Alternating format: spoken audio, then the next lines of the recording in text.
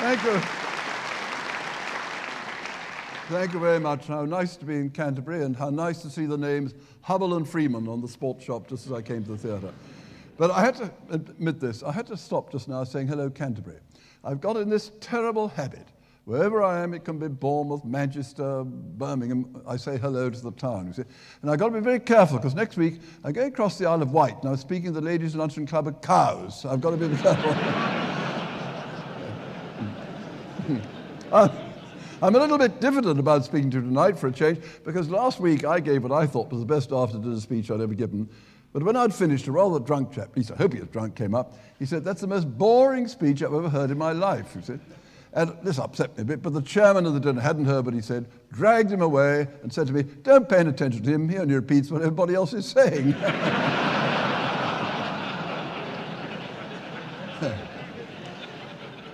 Marvellous to see so many people. I don't know, it must be a very bad night in the telly or something.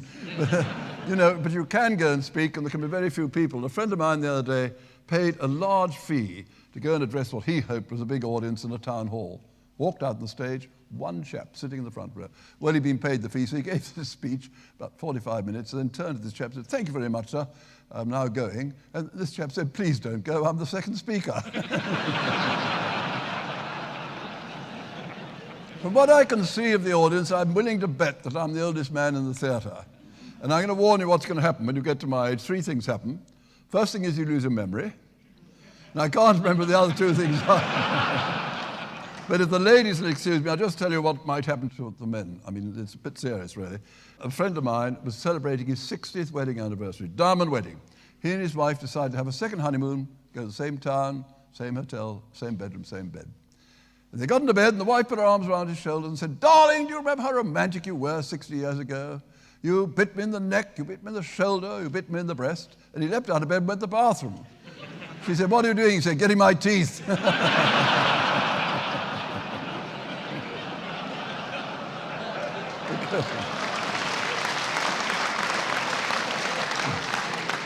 But I have been around a long time, and it's interesting how sometimes one's recognised, how sometimes one isn't.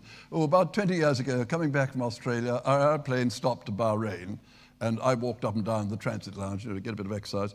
And an Englishman came up to me and said, "I think I recognise you, don't I?" I said, "Oh, probably," and reached for my pen, thought he was going to ask for an autograph. He said, "Yes, tell me," he said, "did you ever drive a bus in Watford?" I said, "No." He said, "Dead spit of a chap who did," and walked away. And then, about 2 years ago in St John's Wood, where I live, I went to our cleaners, and there was a new, I suppose she was a holiday relief, a new lady behind the counter. So I said, "Oh, please, will you clean these trousers?" She said, "Certainly, Mr. Johnston." I said, "Very clever of you to recognise me." "Oh," she said, "I recognise your voice before you even spoke," if you can work that part out. I was in India in the winter for 2 of the test matches. It's a very strange country. Do you know, I still don't know whether they drive on the left or the right. They steer very well, even round the cows lying in the middle of the road, but it's a very frightening place. And of course the food, very tricky. But they've got a new dish, especially for Englishmen. It's called boycott curry. You still get the runs, but more slowly.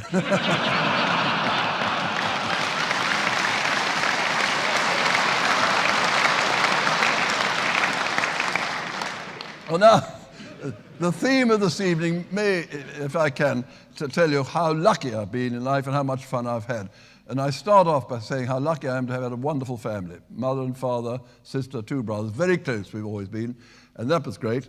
My wife has put up with me now for 45 years and 1 day, which is very, very sweet of her. And we had 5, and still have 5 lovely children, and they produced 7 grandchildren. And it is, quite seriously, very important, if you're doing a job like mine, rushing around, doing all these things, meeting a lot of people, so to be able to go back to a happy home. So that's my luck number 1. I was quite lucky in my education, because I was sent to the oldest preparatory school in England, it was at the moment. The food matched the age of the school, but it was in Eastbourne, Temple Grove it was called. And I only remember 2 things about it, really. The matron had a club foot, which is unusual. But, the headmaster had a glass eye, and it was a very well-disguised glass eye. And I said to someone, "How do you know it's a glass eye?" "Oh," he said, "it came out in the conversation." I then went to Eton, which, again, I'm lucky because it's the best trades union in Great Britain, because there's so many old Etonians around the place, you meet them and it helps. And I got lots of happy memories there. My late friend, William Douglas Hume, the playwright, did something which amused me. Examination paper, he was sitting at his desk, and they brought the questions. And one of the questions was, write as briefly as you can on the future of one of the two following subjects. The first was socialism, the second one was coal. So he thought for a moment, he got his pen, he wrote one word, smoke. And he got 10 out of 10, which wasn't bad. The other one, we used to go to the housemaster's house for our history lesson. And if the telephone rang in his study, he used to say to one of the boys, go and answer the telephone. And at this time, he was very keen on Anna May Wong. Do you remember the actress? And she used to come and have dinner with him, and obviously he rather fancied her. And the telephone went one day, and he said to chap Gilliard, go and answer the telephone. Obviously thought it was Anna May Wong.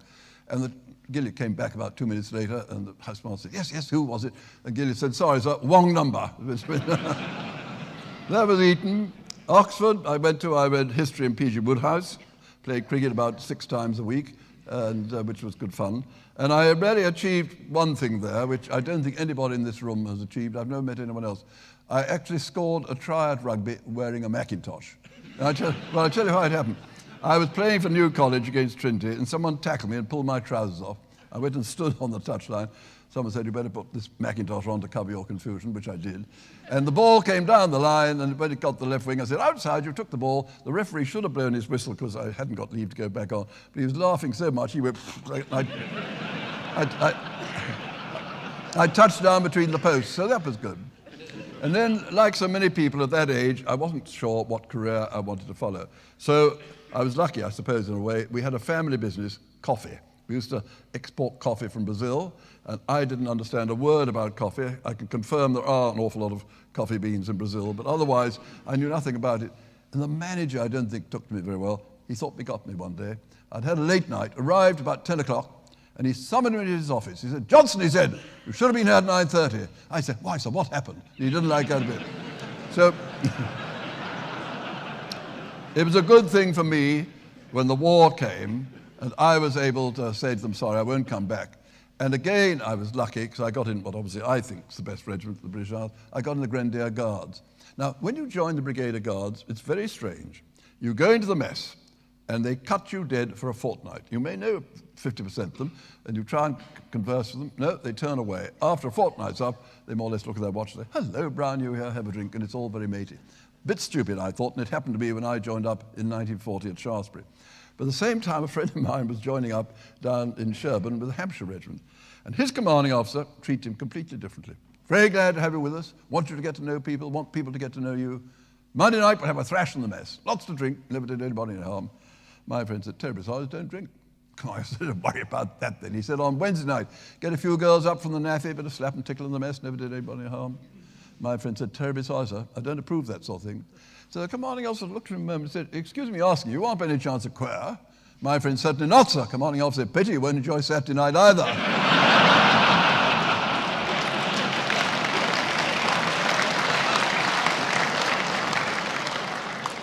But and I can never resist making a bad joke, as you probably know. And I didn't get on very well my first week or so with the Grenadiers because they took us out on an exercise where the officer has a lot of us there, and he asked him various problems. And he got us on the top of a ridge, and he said, Johnson, he said, you're in charge of a section at the top of this ridge, and approaching 100 yards away, coming slowly up the ridge, are a squadron of German tanks. What steps do you take?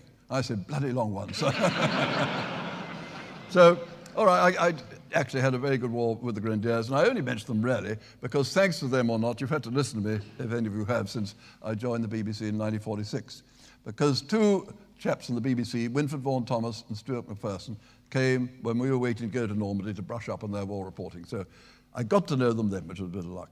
I got out in 1945, November, from the army. I went to a party. I happened to run into them there, another bit of luck. And they said, we're very short of people at the BBC. They're still in the services. We want someone in outside broadcast. We know you can talk a bit. Come and have a test. I said, I don't want to join the BBC. They said, come on, do it. I said, well, I will, but if I pass it, I'll only be with you for a week or so. Anyhow, they set me up in Oxford Street, gave me a microphone and said, ask passers-by what they think of the butter ration. But if you ask silly questions, you get silly answers. But what they said was, well, it wasn't very good, but at least you kept talking. Come and join us for a bit. So I said, I will, but I shan't stay long. And I joined in January 1946, and funnily enough, I was with them still when I retired as a member of the staff in September 1972. So it suited me if not everybody's had to listen to me. Then I didn't do cricket at all.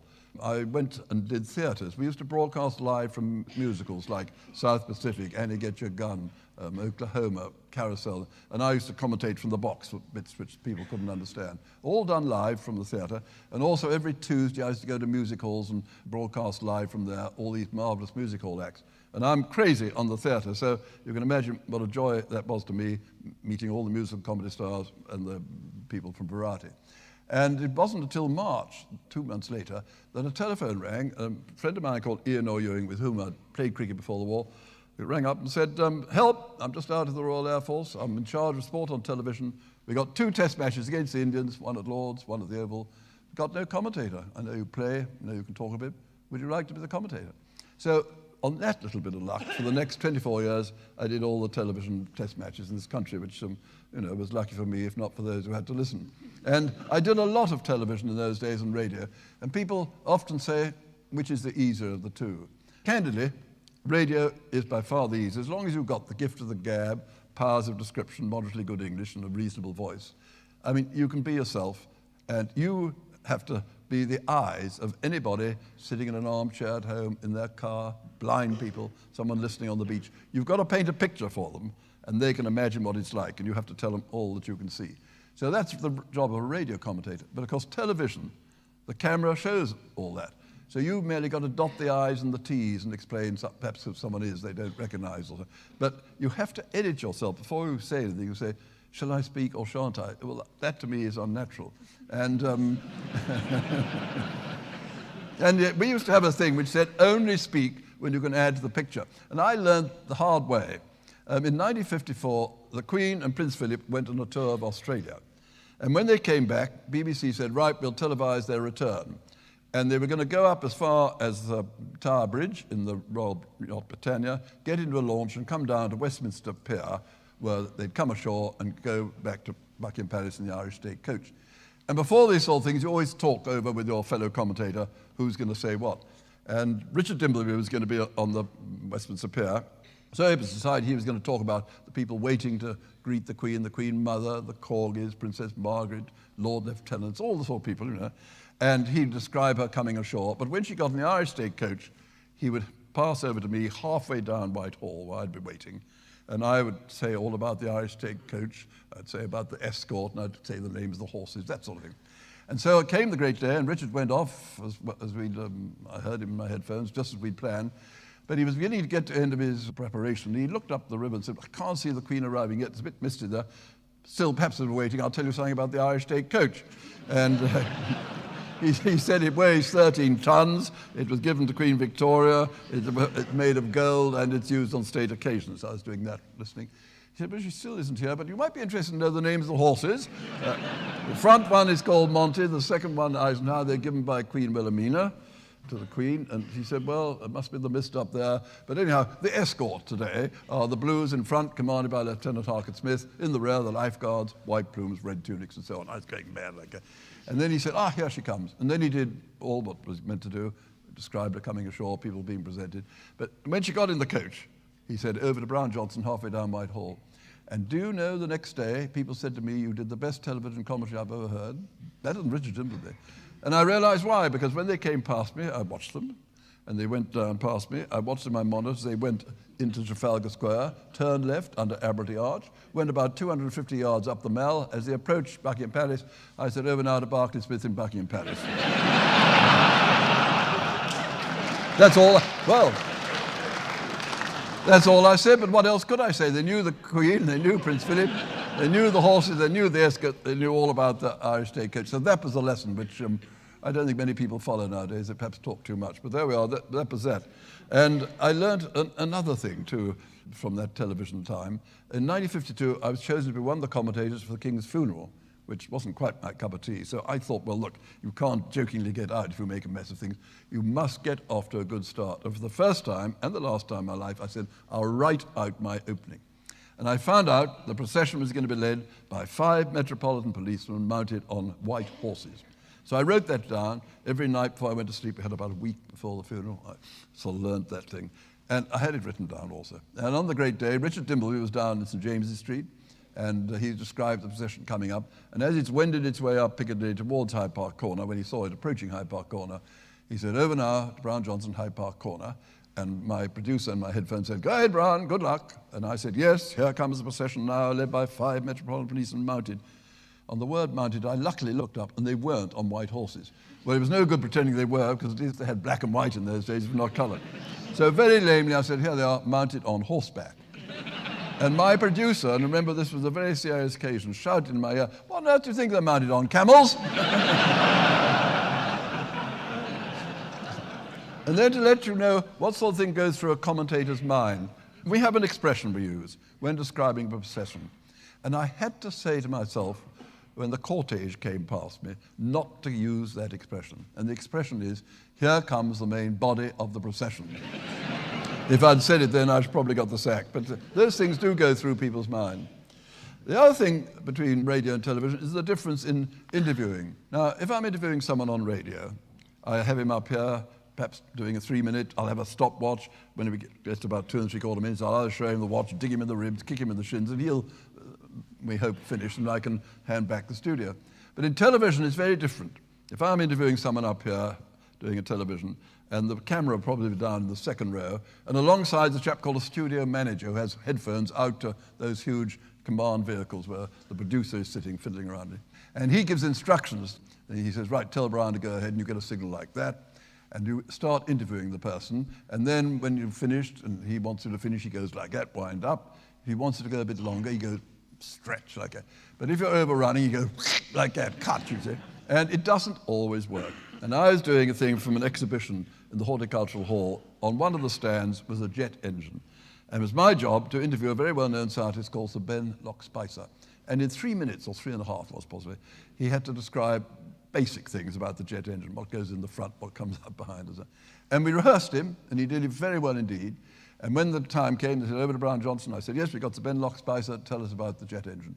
And he did it absolutely. I got all the signals, go ahead. And when he'd finished, as we rehearsed, the chap was winding me up very confidently. And I said, "Well, thank you very much, Sir Ben, that was very interesting." "Oh," he said, "this is far more interesting." Went up the other end of the engine. See, the chap was now going cut like that. And I waited for Sir Ben to draw breath. I said, "Well, thank you very much, Sir Ben, we've learned an awful lot." "Oh," he said, "you haven't learned half yet," and went up the other end. And the chap was going crazy, going like that. So we overran, so it doesn't always work. I mean, nowadays, they don't worry, do they? Just cut someone off in mid-sentence. "Sorry, time's up," and they cut you off. We try to be polite. So that was one of the things. And the other thing is, if you're interviewing someone and they say something which isn't meant to be funny, on radio, at least you can hide your smile and hopefully suppress your giggles. But we'll have that later. But on television, you see, if someone says something funny, I mean, you mustn't be seen to smile if it's not meant to be funny. And in 1952, when the Indians were here, I was down at Worcester. We always did the first match on television. And inevitably, it was raining, as it always did, and Indians were there. And at about lunchtime, my producer said, "Right, go out under an umbrella, interview the Indian manager, try and fill in some time." And the Indian manager was a man called Mr. Gupta. A bit volatile little chap. I don't know how much English he understood. Anyhow, I got him under the umbrella. I said, "Mr. Gupta, have you got a good team?" "Oh, yes, we've got a very good team." I said, "Really? Any good batsmen?" "7 very good batsmen." I said, "What about the bowlers?" "7 very good bowlers." I thought this was getting a bit boring. I better try another tack. And I said, "Well, what about yourself? Are you a selector?" He said, "No, I'm a Christian."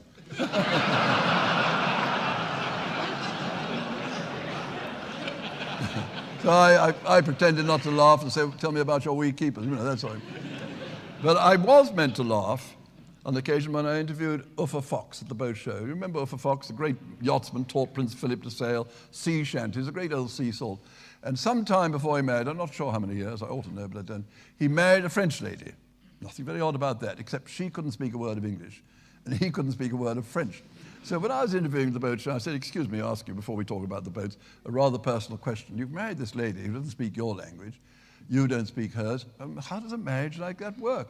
"Oh," he said, "it's quite easy." He said, "My dear chap," he said, "there are only 3 things in life worth doing: eating, drinking, and making love. And if you talk doing any of them, you're wasting your time."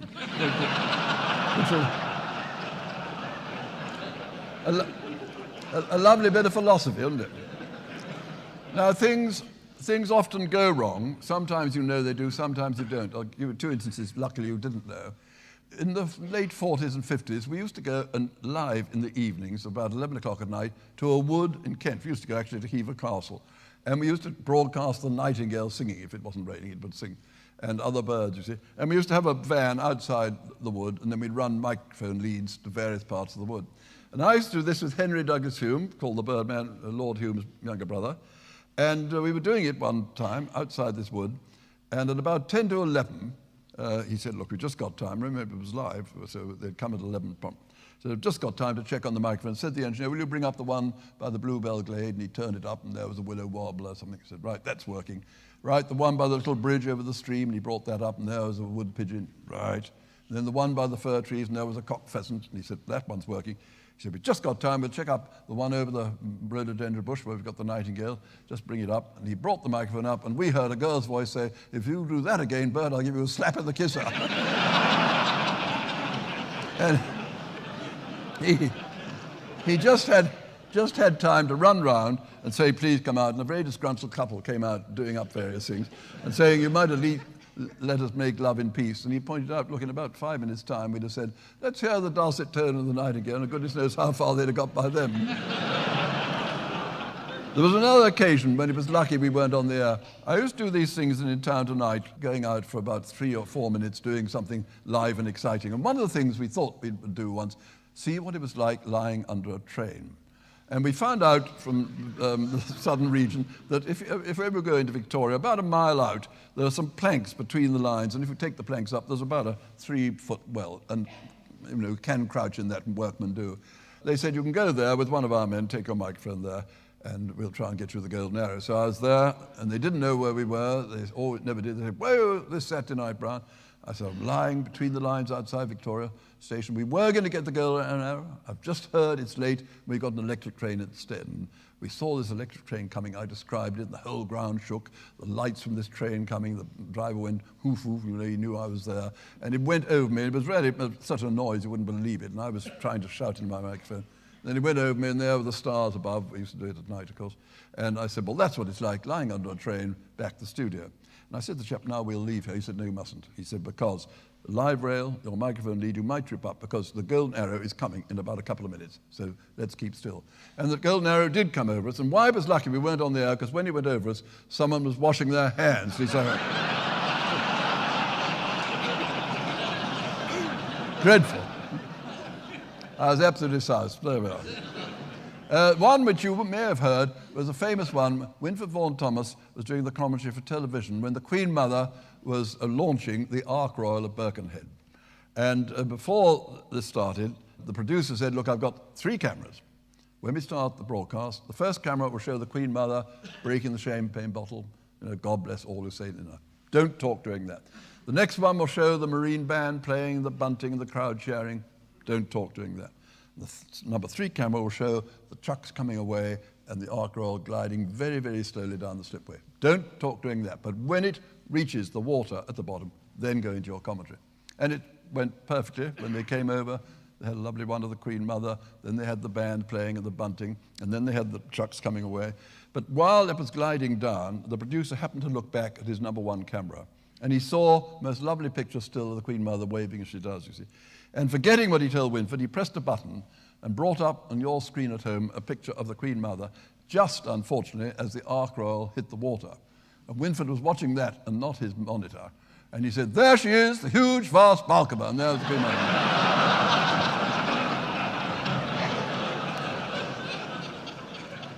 Yeah.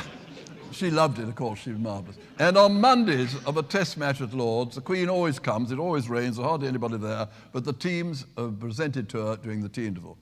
And Robert Hudson was doing the commentary, and the New Zealanders were being presented to the Queen. And he said, it's a great occasion for these Commonwealth teams. It's a moment they'll always forget. Whom am I to talk? In the royal wedding of Prince of Wales and Lady Diana, I was on Queen Anne's statue just in front of St. Paul's. She was called Brandy Annie, incidentally. I was told she'd been keen on the grog. Anyhow, I was standing there, and I had a marvellous view because all the coaches and carriages drew up below me, about 6 feet below me. There was the Queen, rug over her knees, being helped out. So I had a marvellous view of that, and I looked over my shoulder and said, I can see Lady Diana coming up Ludgate Hill in her coach with her 2 escorts. The coach will come below me here, a page will open the door, and she'll be greeted by her father, Earl Spencer, and they'll walk up the steps together into the pavilion. I mean cathedral.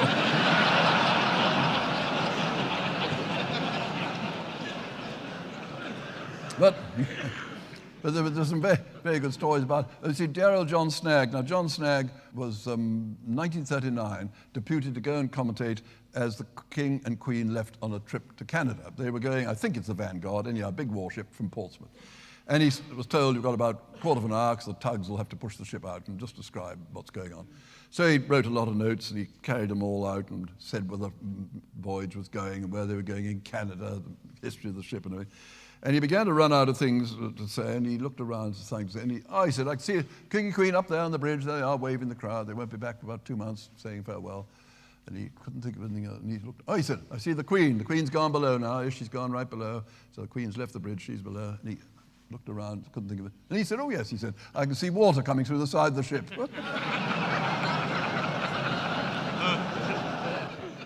John, a marvellous chap, he's still alive, he's 86 or something, and remember he did the boat race for 50 years, a wonderful person. The boat race was John Snag. He was also the voice of Great Britain. Every big occasion, Allied landings, Winston Churchill's death, King's death, he was always put on as the big man, and he represented us, really. But he was once asked to read the sports news, and he was reading, and he got as far as the cricket scores, and he said, Yorkshire, 259 all out, Hutton ill. I'm sorry, Hutton 111.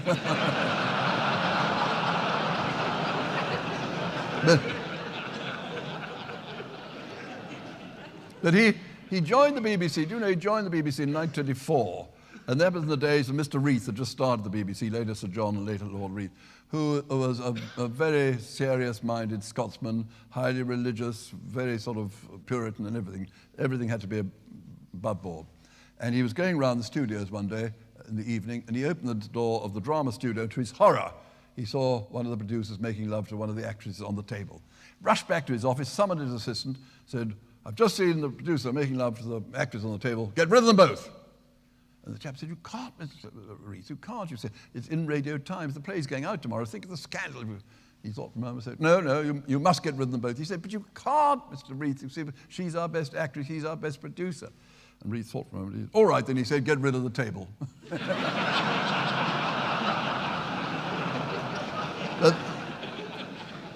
The marvellous story about John Snag, you see, when he did the commentary, and when any of us did I took over for him the last 9 years, it was great, in the launch. One is always about 30 yards behind the crew, possibly sometimes 50 if one of them's leading by a lot. And so it's very difficult to judge exactly if they're a length up or 2 lengths up or whatever it is. But John was always helped. When he approached Duke's Meadow, which is on the Middlesex side before you get to Barnes Bridge, there were 2 flagpoles, and there was a man there who had a dark blue flag and a light blue flag, and he used to pull one up, depending who was in the lead. If Oxford going up, he'd put it up, and Cambridge drawing level. And John used to do this, because he got a far better view of this chap sideways than John did. So he used to say, yes, I can see the flags there on the Duke's Meadow, Oxford just going up out of a length ahead. No, I see Cambridge coming up. And he used to do his commentary from those flags. When he retired, he had a leaving party given him, and someone said, the chap over there is the man who works the flags at Duke's Meadow. Oh, so John said, I'll go and talk to him. And he went over to the chap who didn't recognize John and said, John said to him, look, you're the chap who does these flags. How else do you do it? You must have all the knowledge about rowing. You're so accurate. You get the exact distance. Oh, the chap said, it's quite easy. I listen to John Snag on the radio. And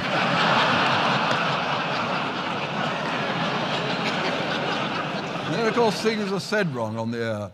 Again, a lot to do with royalty, fun enough. Max Robertson once at the Guildhall said the Queen of Norway's arrived wearing an off-the-hat face, which is insane. And Audrey Russell said the Queen Mother's looking very lovely in dark black, which is an interesting colour. And Stuart Hibbard, he called Golden Voice, used to, I think, to do them on purpose. And there used to be a chap called Ernest Lush who used to play the piano in an interlude if the programme underran. And they used to fill in with him. And he said once, of course, now there'll be an interlush by Ernest Lude. They used to go over to the pump room at Bath, and everybody said, we're now going over to the bathroom at Pump. Henry Riddle once, at the opening of Parliament, they came over to him wherever he was standing. He said, I'm sorry, you're too late. The Queen's just gone round the bend. You see, I said an awful lot of things to do with royalty, and there are two about them I must tell you. About 15 years ago, we used to do a thing called Sporting Chance. We used to go to all the forces all over the world when we had them there. Then now there's only the Isle of Man and somewhere else. But we would go. So I went all over the world, and on one occasion we went to Germany. And we were with the Royal Air Force, and we did this sporting quiz with them. And then they said, would you like to come round the hospital? I said, yes. So I went round with the commanding officer, and he took me down the ward. And he said, a marvellous thing happened. He said, yeah. He said, about 6 weeks ago, the Queen Mother came. She went all down the ward talking to everybody. And she came to a chap who was writhing in pain on the bed. And she said, what's wrong with you, my man? And he said, ma'am, I'm in terrible pain. I got this awful boil in my bum. Oh, she said, I hope it doesn't hurt. You know, it was absolutely sweet. Never turned a hair. It was absolutely charming to her. Went off down the ward, saw the other people, and left the ward. And of course, when she left the ward, the sister came back, gave this chap a tremendous bollocking. How dare you say a word like that in front of royalty? Never use a word like it. Make something up, say you've sprained your ankle, but never use a word like that again. He said, sorry, sister. I realize I shouldn't have done it. I'll never do it again.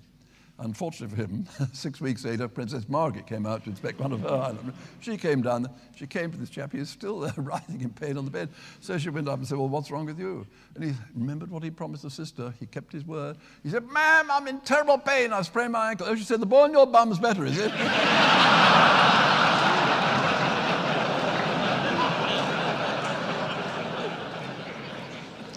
And then the story. You know what happens when a visiting president or king comes to stay at Buckingham Palace? They fly to Gatwick, the Duke of Kent meets them in the royal train, they come to Victoria, the door finishes slap opposite the red carpet which is down. The Queen greets them, presents the royal family, the cabinet, then the Queen and the president go out to the forecourt where the Queen's company, Grenadier Guards, present arms, national anthems are paid, the president inspects the guard of honour, and then he and the Queen get into an open Victoria carriage, and they clip-clop back to Buckingham Palace, drawn by 6 Windsor Greys. And Prince Philip and the wife get in the one behind. And this happened some time ago, I'm assured, I hope.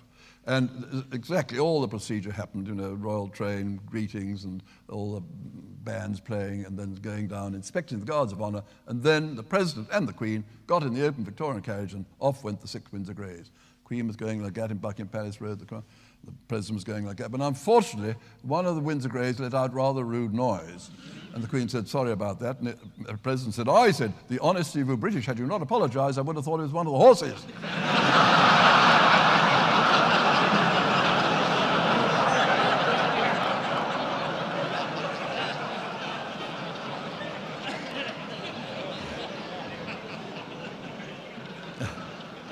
I told you that I used to do these things in Town Tonight when I described about the train.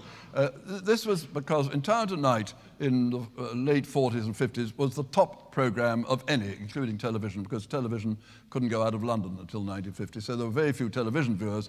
And there used to be 22 million listeners every Saturday night doing Town Tonight. Everybody who came into London, politicians, film stars, appeared on it.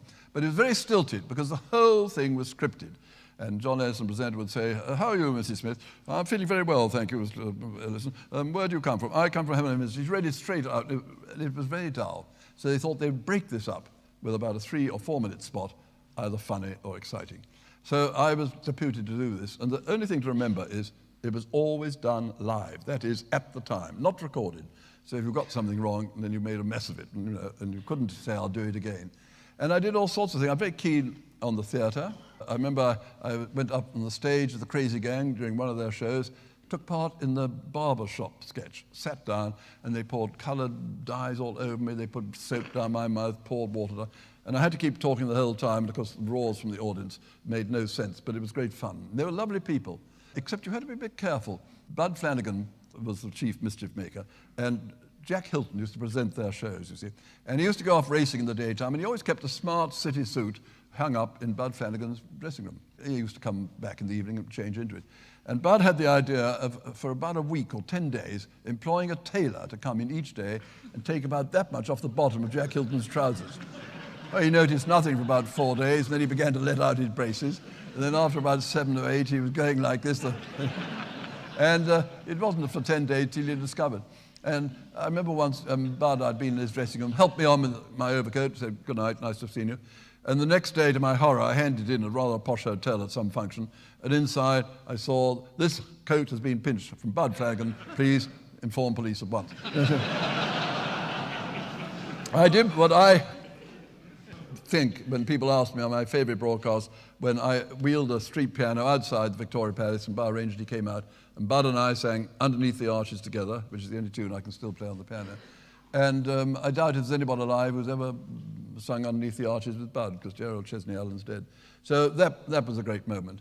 I did funny things like going on the stage, for instance, when Jimmy Edwards was doing his act with his trombone.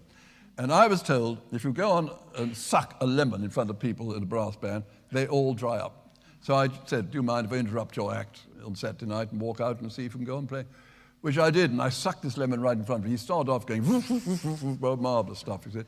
And gradually, when I got sucking like that, he was, and he couldn't. So that worked.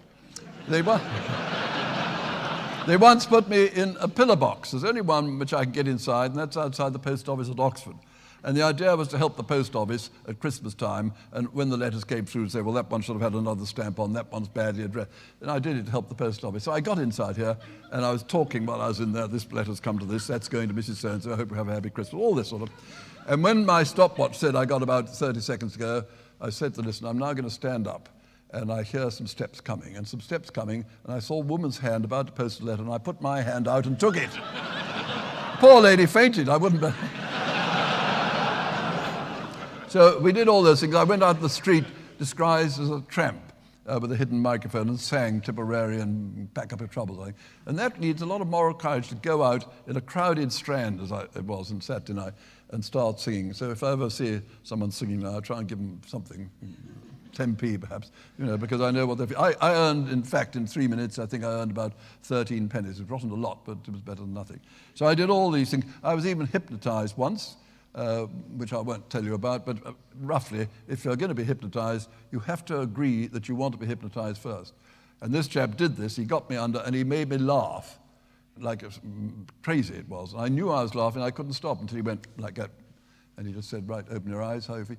We put it out on the air, and it sounded perfectly all right to us, but the telephone never stopped ringing, with people saying it was the funniest thing they'd ever heard, or the other people saying it was disgraceful, it was maniacal, the devil had taken hold of Mr. Johnston, and so that was unfortunate, but it's one of the penalties of doing things live. And then one other thing we tried, if you see an advertisement in the paper, meet me under the clock of Victoria, 11 o'clock. Who reads these? Who puts them in?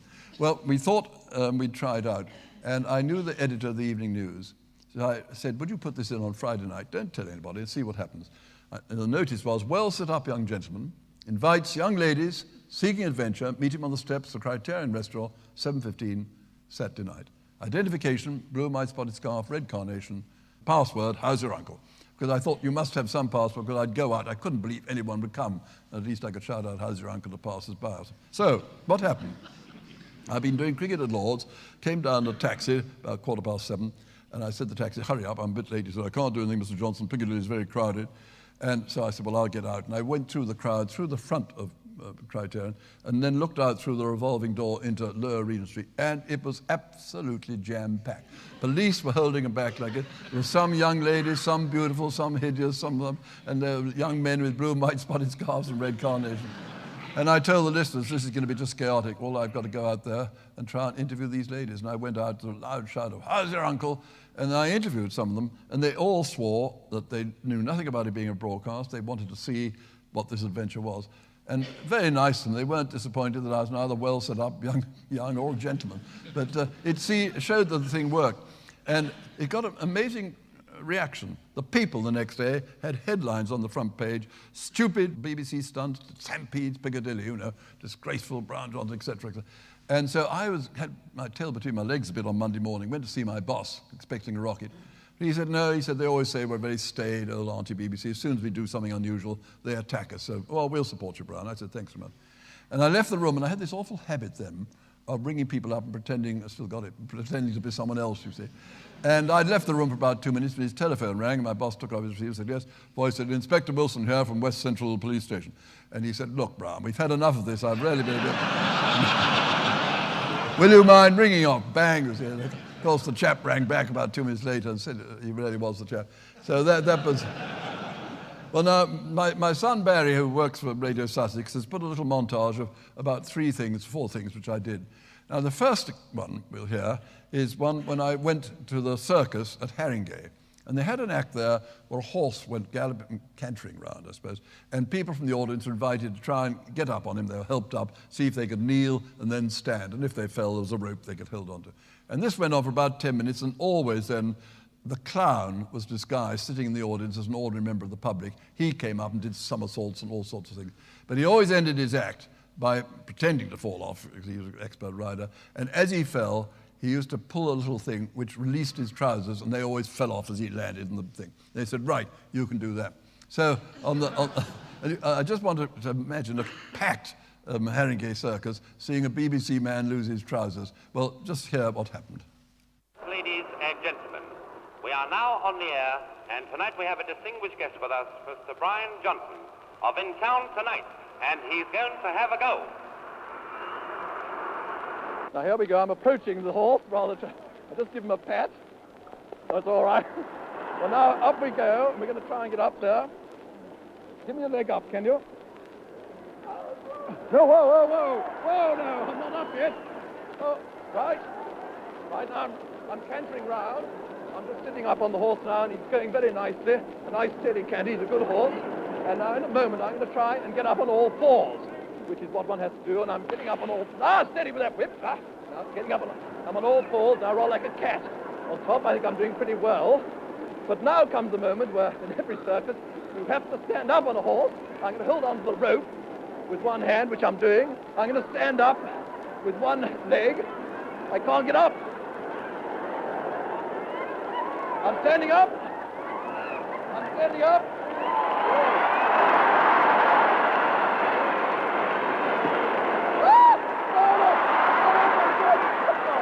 I'm afraid to say my trousers will come off.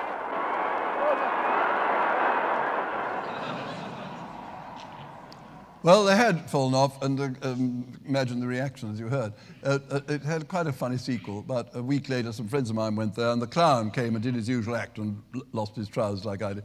And I heard someone behind them say, "Oh, look at that chap, he's copying what Brian Johnson did on Saturday night." Next thing I discovered, there was a strong lady called Joan Rhodes. She was a smashing blonde with bristling muscles, but she was very strong. And she used to get telephone directories in her stage act and tear them in half like that. She was huge, big hands. And I also heard that she could turn someone upside down on the stage. And my producer, Peter Duncan, said, well, you better go along and see if she can. So I went on the stage at Chiswick Empire with this result. Now, I challenge you to lift me now in front of all these people, will you? Here we go, then. Well, now, she's just putting her hand under her knee, and she's got her arm round my waist, and she's lifting up. Oh! Ow! And that's unfair. She's dropped it. We didn't do that in rehearsal. What are we going to do about it? Well, as a matter of fact, that one is from Peter Duncan. Oh, is it? Thank you very much, Peter. Well, now, I'll give you one more chance to do it, and do it properly this time. Yes. My kidneys aren't what they were. Right, but now she's doing it again. Her arms are underneath my legs. She's round my waist, and my head's down now. I'm looking right up at the ceiling. And looking at the stars. Oh, my wages have gone. And I'm in a terrible stitch here. The blood's rushing to my head. Now, can you help me a bit longer, Joan? And I can see up at the roof there, and the light shining in my eyes. I absolutely agree. You can lift a man of 14.5 stone. I plead for mercy. Spare me. Let me up. Go on. Well, I mean, the things people asked me to do, I was absolutely terrified. Someone once said, why don't you jump off Nelson's column with an umbrella as a parachute, which I didn't think a good idea. And one man did make me do something which I was so frightened, you could hear my heart beating like a huge drum. A chap called Joe Hitchcock, and he was the darts champion at that time, and he used to do an act in a pub with 6-inch nails, very sharp, and he had a stooge who would stand there, and he'd have a cigarette in his ear, and he'd go like that, and the thing would take out the cigarette. He even had, it wouldn't luckily work on my nose, he put a penny on it, and from the sideways on, this dart took the penny off. I mean, it was terrifying. Anyhow, I said I'd agreed to do the cigarette thing, and it worked, but I was absolutely terrified. After that, I found a chap called Mad Johnny Davis. He used to do stunts on motorbikes, and he said to me, look, I do a thing where I charge across a field about 100 yards, and I go through a wall of barrels about 8 feet high, a pyramid of barrels. He said, it's quite safe, I do it regularly. You come on the pillion behind me and we'll broadcast it. So this is what it sounded like. Okay, Brian? Yes, all right, Johnny, I got my head down. I'm leaning forward into Johnny. We're going up about 100 yards away to have a run at these barrels. We're going up now. I'm clinging on, and I can promise you it's the most frightening of anything I've done. He's just turning round to get into the straight to run at these barrels. I can see him in the distance, a white pyramid, and we're off. We're going off now. 20, 30 miles an hour, I should say. We're going, the barrels are coming. About 10 yards away. My God, get it now. Wow. All right, we're through all right. Well, I was all right, because I tell you, he was an expert, but it was rather frightening. And then just finally, because I think it's interesting, it wasn't until 1949 that the lights came up in Piccadilly Circus. They had to repair all the things, I think. And the LCC said, all right, you can do it live and in town tonight, on your Saturday night program, we'll bring the lights up with you doing it there. So I went out on the balcony of Piccadilly Circus, or Criterion, and looked down on the crowds all around Eros's statue and everything, and this is what it sounded like. I expect many of us during the war, when we dreamed of this sight, often were cheered by a certain song which was written and was sung during the war called I'm Going to Get Lit Up When the Lights Go Up in London. Well, now, on this balcony with me, not only have we got Hubert Gregg, the chap who wrote it, but on my right, complete in top hat, white tie and tails, we've got the girl he wrote it for and who sang it, Zoe Gale. Now, Zoe, we're going to get you to sing the song, but you hear the crowd now. Hello there. Now, Zoe, you're going to sing the song in a second, but just before, we want one or two more lights to come up. Would you like to try a little bit of magic? Oh, I always wanted to be a magician. Now, let me think of something original. Hey, presto, abracadabra, let the lights go up in London. And my goodness, it's worked. And in front of me now, I see some of the signs you all know so well. There's a clock there which tells you it's a time for something. There's a big sign there, 8-foot letters, the oldest sign on the buildings there, which has been in Piccadilly Circus. And the stars are shooting up there, rockets, different colored lights, white, yellow. It's marvelous. Well, now, Zoe, let's have the song. What about it? Oh, this is the moment I've been waiting for years. I'm going to get lit up when the lights go up in London. I'm going to get lit up as I've never been before. You will find me on the tiles. You will find me wreathed in smiles. Well, that was quite an occasion, and I hope you noticed the little deliberate mistake by the commentator. He said there's a clock there which tells the time or something. What the hell? Which is an interesting point, in fact, because that was live. If it had been recorded, they'd say, do it again. But that went out. So these little slips did occur. Just before we all have a drink, can I just tell you a little bit about Down Your Way? This program ran from 1946 up to 1987 in the format which I did. Since then, it's changed. But the idea was to go to a town, a city, a village, hamlet even, and interview 6 people, find out the history of the place, what it made in the way of industry, its hobbies, the annual ceremonies, whatever there are, and so on, all the old traditions, and talk to the characters. And it was great to do. And it started in 1946, and Stuart McPherson, the boxing commentator, he did the first 12. But in his 12th one, in those days, they didn't go and arrange with people beforehand. They used to get an address book from the post office and look down a street. And they used to do it in streets. They said, we'll go to this street and we'll try number 4 first. So he went and knocked on the door of number 4, and a huge man came. And Stuart said, is Mrs. Wilson in? And this chap said, oh, you're the chap who's been after my missus, and slugged him one, you see. He decided to stick to boxing, it was safer. Then dear old Richard did 300 of them, then he got too busy on television. And then Franklin Engelman, who we called Jingle, he took over, and he did 733 over 22 years, a long time, but he didn't do every week of the year, he did about 40 each year and did other programs. And unless he recorded one Wednesday afternoon, went back home, and he died that night. And that program went out on the following Sunday. They never had any spares. So the next week, someone had to go and record the next one. And I was walking down the corridor at Broadcasting House. I suppose you can say I was lucky, because they said, will you go and do Down Your Way? And then I did it. And I did it for 15 years, and I did the same number as Franklin Engelman, 733. Because, you see, I copied exactly what Johnny Frankham had done with Peter Scudamore. In 1982, Peter Scudamore was way ahead in the number of winners they'd had riding the steeplechase. And he fell off and broke a collarbone, couldn't ride for the rest of the season. And Johnny Frankham gradually drew level with him the same number of winners, and when he realized he had the same, he threw away his whip and his saddle and not riding anymore. Poor old Peter can do nothing about it. So they finished level.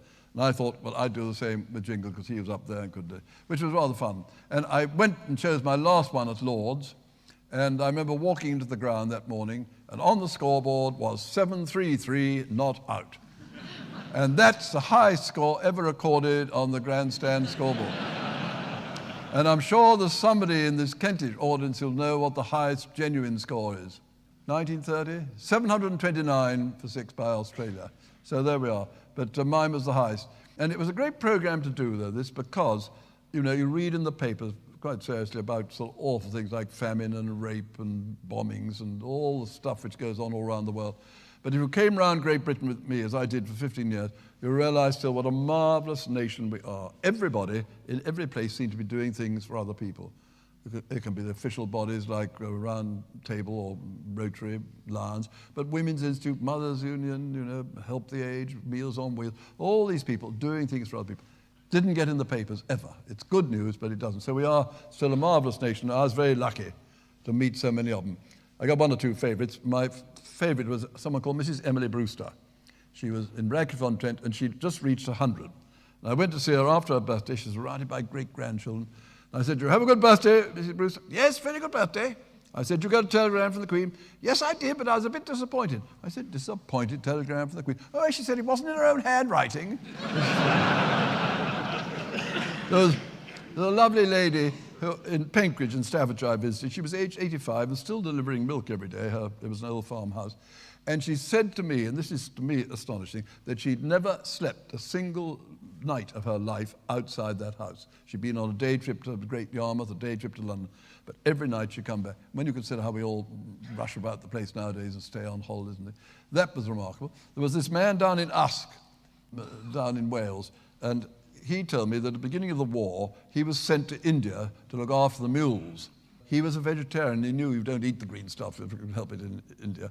So he thought he'd take some packets of seeds of mustard and cress. He took hundreds and hundreds of packets. And after he'd had a hot day with the mules, he used to take off his wellies, put some mustard and cress in the bottom, go to sleep, and he'd have mustard and cress for breakfast.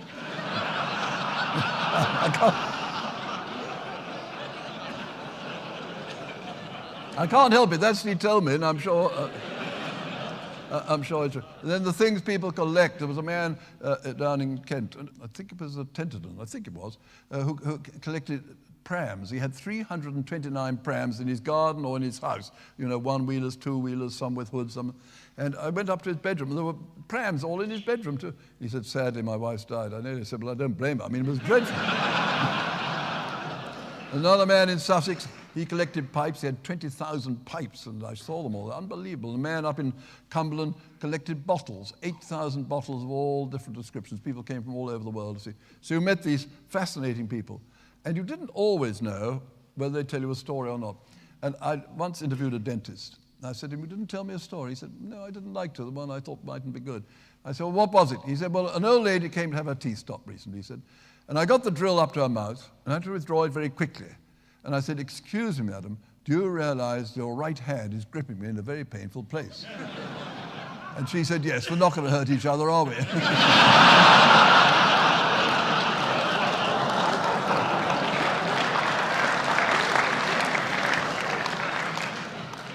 And finally, someone who did tell me a good story once was the Archbishop of York. I'd interviewed him when we did York Minster, and I was in his parish at Bishopthorpe, and he said, "Well, have a glass share." I said, "Thanks so much." He said, "I'll tell you a story." I said, "Marvellous," from an archbishop. He said, "Well, you remember when our Lord and Moses were negotiating about the commandments? They went up into Mount Sinai for 7 days and 7 nights working out about the commandments. On the 8th morning, Moses came down the side of the mountain. He said, 'Gather round, multitude, gather round. I've got 2 bits of news about the commandments, one good, one bad.' They said, 'Well, let's have the good news first, Moses.' And he said, 'Well, the good news is we've got them down to 10. Round of applause. And they said, 'What about the bad news?' Oh, he said, 'The bad news is that adultery is still in.'"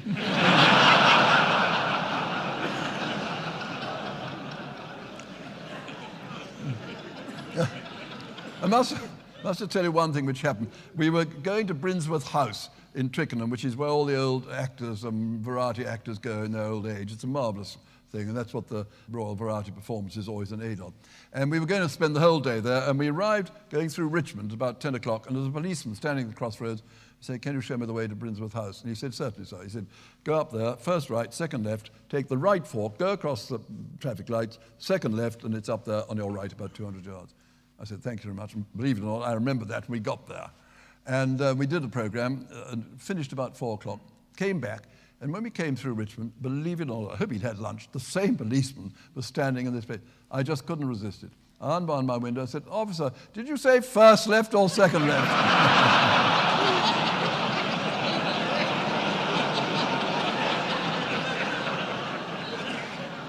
Right. Now, just to finish, I say we always ask people for bits of music, which were then slotted in between the interviews, which was why it had to be recorded. You couldn't do it live because you couldn't carry around 1,000 records, because they could always have whatever bit of music they want. So they had to go back and find the records, the BBC, and slot them in.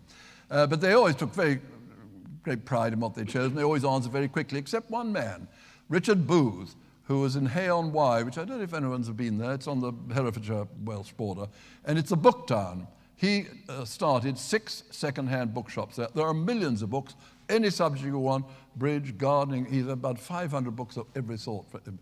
So he was a bit eccentric, and he lived in a ruined castle, and he declared UDI on behalf of Hay-on-Wye and sent ambassadors, but he was a bit dotty. But anyhow, I interviewed him about his books, and then I asked him for a piece of music, and he took rather a long time to get out what he wanted. Listen.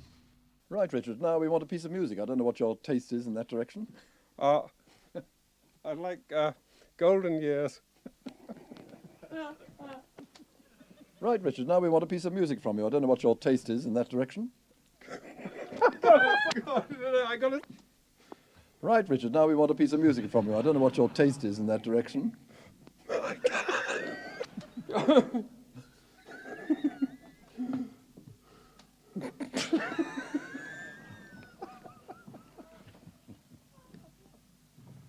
Look at me.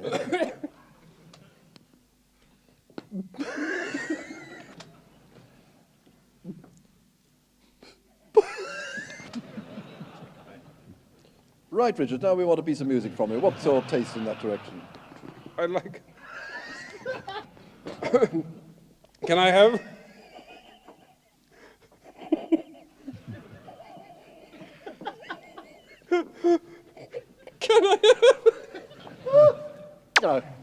Can I have Golden Years or anything by David Bowie? Can I have Golden... Can I have Golden Years or anything by David Bowie? Golden Years.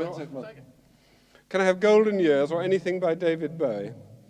Well, there you are. He got it out in the end. So, and that is the end of the first half. In the second half, if I may, I'd like to talk about a game called cricket.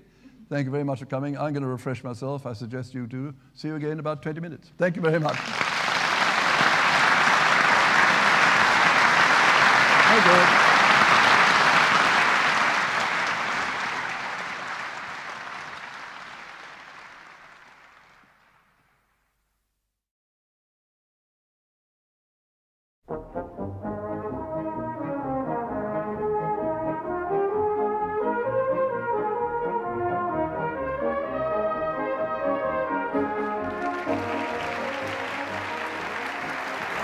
Thanks for coming back. Just before I talk about Greek, can I tell you a story about the Pope? Do you mind? The Pope went to Ireland 5 years ago, and his plane was approaching Dublin when it was told to be diverted to Shannon because there were crosswinds, couldn't land at Dublin. And waiting at Dublin was a glistening white Rolls Royce, where he was going to be met by Paddy Murphy, the chauffeur. And they got on to Paddy Murphy, said, "Drive round like mad to Shannon, get there quickly. The Pope's thing has been diverted there when he arrived." So he raced like mad to Shannon, and the Pope's plane came in. Pope came down the steps, kissed the ground as he always does, and he looked up, and his eyes gleamed when he saw this marvellous white Rolls Royce. So he went up to Paddy and said, "What's your name?" "Paddy Murphy, sir." He said, "Right, Paddy, you get in the back, I'm going to drive." So the Pope set off, and he's going at 70, 80, 90 miles an hour down a narrow Irish road. Suddenly, wee, wee, wee, wee, police car signaled him to stop and said, "Can I see your license?" "Oh, certainly," said the Pope. He always carries one in his vestment. Reached her, and the officer said, "Thank you very much, sir," and went out of his hearing and rang up his superintendent and said, "Super, we're in trouble here. I've found a very, very, very important man's car going at 90 miles an hour. What action am I to take?" And the super said, "Well, how important is he? Is he more important than Terry Wogan? Is he more important than the Prime Minister, than royalty?" And the officer said, "Yes, I think he must be." So the superintendent said, "What's his name?" The superintendent said, "I don't know what his name is, but he must be very, very important. He's being driven by the Pope."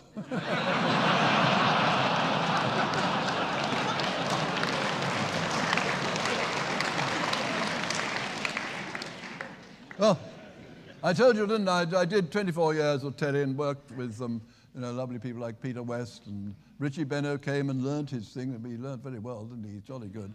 And also dear old Dennis Compton.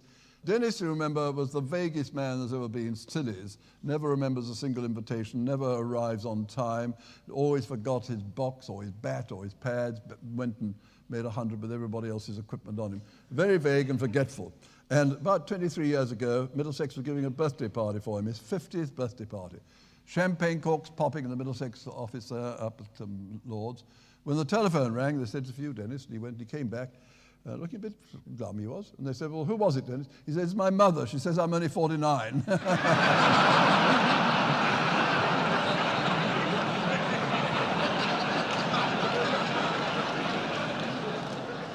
Right. Test match special. As I said, I've been lucky all my life, and I'm very lucky to get into Test match special. I did the 24 years on the telly up to 1970. They then got fed up with all my bad jokes and thought they'd get in some test players to do the commentary, which is very sensible. They do it marvellously. And luckily, I went straight into Test match special and have been there ever since. And it's a lovely program to do because we go and watch cricket, like any of you do, with friends. And if someone says, "Have a little drink," we might have a small one. If someone tells us a good story, we tell it. I hope we never miss a ball, but we have fun. And that's the great thing to me about cricket. And the remarkable thing about it is that in our commentary box, they wouldn't pass the Factory Act. They're very hot, they're stuffy. And yet I've never seen a single quarrel in one for 47 summers, and I've never had one, which is remarkable because we're all extroverts, we've got a bit of a commentators, we're all different. And because the commentary boxes aren't made much better by old Fred arriving in the morning smoking an enormous pipe. He fills the thing with tobacco smoke. It's a bit better after lunch because he goes around the boxes, you see, and has various lunch with various people. And he always comes back smoking a cigar. And we always say cigars are Adam Eve cigars. When he's Adam, we Eve. But the great thing is we do have fun, and we hope we get that fun through the microphone because, as I said, that's what cricket to me is. And you can't do this without having wonderful people in the box, and I'll tell you about one or two of them. Sadly, we've lost two very important ones, but one's still going strong, the great Jim Swanton, who, as you know, commentated before the war. He even went out to South Africa, did commentary in a test match there. And Jim, a marvellous commentator on both radio and on television, a great summariser on television especially. Of course, he's written for years for the cricketer, he's written for the Telegraph and all that, and he still writes, so he's in great form, 86 I think he is, so good luck to him. But he was always on tours. He used to stay with Governor Generals and things, and we used to say to him, I'll just stay with him. And when he was on Desert Island Disc, Roy Plumley said, "Mr. Swanton, how do you think you'd cope with being on the Desert Island?" He said, "Well, it depends who the Governor General was."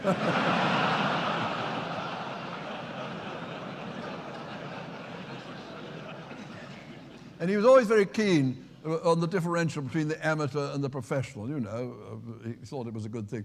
I think he carried it a bit far when he refused to drive in the same car as his chauffeur, which is but he has got quite a deep voice. But, I mean, we used to pull his leg unmercifully. I'll just tell you two. One which happened here at Canterbury. It was in the year 1963 when Colin Cowdrey had hurt his wrist at Lord's and he was helping us with the commentary. And we were at St Lawrence and we had a big scaffolding up the top there. And of course, Peter Richardson was captaining Kent. And we arranged with him to pull Mr. Swanton's leg. And we said, when we start batting in the morning, when Mr. Swanton comes on, we'll wave a handkerchief from our thing. So this happened. We waved a handkerchief, and I was doing the commentary. I said, I see Peter Richardson is just going up to speak to the umpire, hand over now to Jim Swanton. And Jim Swanton, well, I don't know what he's obviously pointing towards us, some small boys playing, probably quite right. And by arrangement with us, Peter had said to Copson, go over there, and Copson walked up. And when he got about 50 yards from our thing, he cupped his hand and said, "Will you stop that booming noise up there?" He said. "It's putting the batsman off." And because Colin said, I didn't quite hear, could you say it again? And poor old Jim. So, and the other one was it also in the same year, just before that, in 1963, that wonderful match at Lord's, West Indies, remember, where Colin came in, number 11, wrist in plaster, 2 balls to go, 6 runs to win, David Allen at the other end. And it was a draw, but it was a great match. And before it started, Jim and I were doing the television. We were told, right, there's 10,000 people in St. Peter's Square waiting for that white puff of smoke which comes out of the Vatican chimney, which announces a new pope is going to be elected. And if this happens during the test, we'll leave it immediately, go over to Father Agnellus Andrew in Rome, who'll tell us who the new pope was. So we were waiting for this call to Rome, yapping away, doing the commentary. And out the corner of my eye, the old tavern was there then. I saw the chimney had caught fire.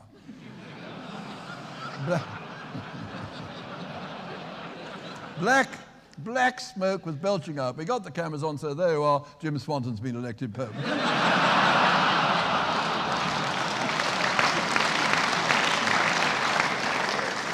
He was delighted, very good. Then, dear old John Arlott, who died over a year ago now, very sad. To me, John did more to spread the gospel of cricket than anybody. This marvellous Hampshire burr with a slight gravel voice. You know, you could smell bat oil, new mown grass, picture white flannels on a village green with a pub and a church. He could really conjure up cricket for you. And he was very good at painting the picture, as I said, you have to with words, because he was a poet. Before ever he became a commentator, he was a poet. And to show how quick he was and witty and how well he did it, there was a chap once called Asif Masood who bowled for Pakistan. Bill Frindle said I once called him Asif Arsood. I don't think I did, but anyway. This chap ran up with bent knees when he ran up, like that. And the first time John saw him, he said, reminds me of Groucho Marx chasing a pretty waitress, you know.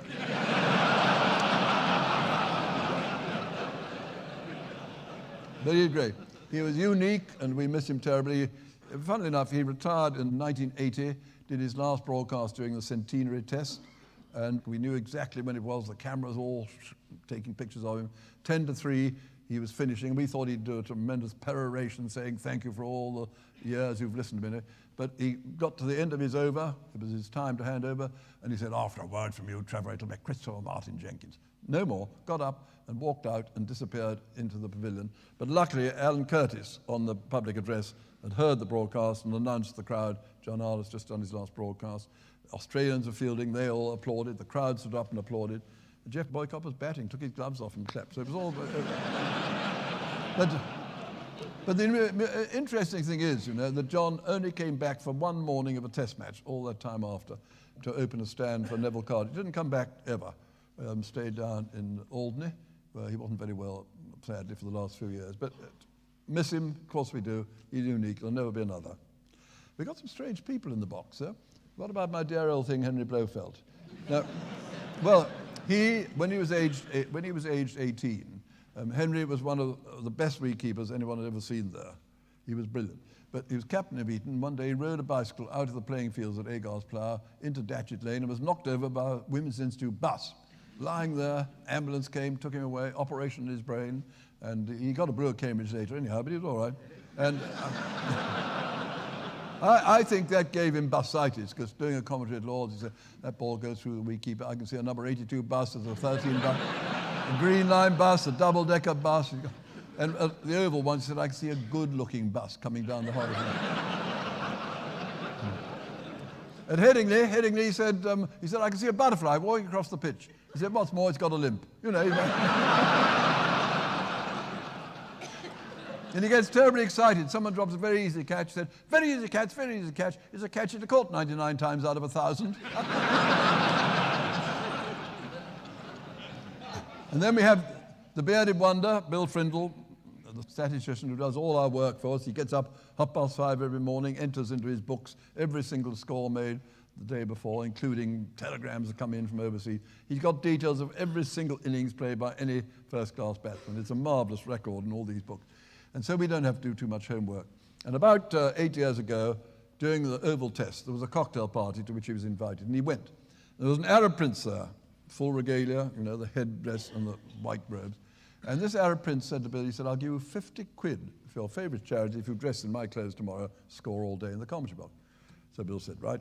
And the prince went off and changed into a suit, came back, gave the clothes. Next morning, Bill put them on, drove up to the Hobbs Gates at the Oval, And on the front of his windscreen it said BBC Radio, and they looked, they thought, Arab, new commentator, Johnson's got the sack, good, and they let him in.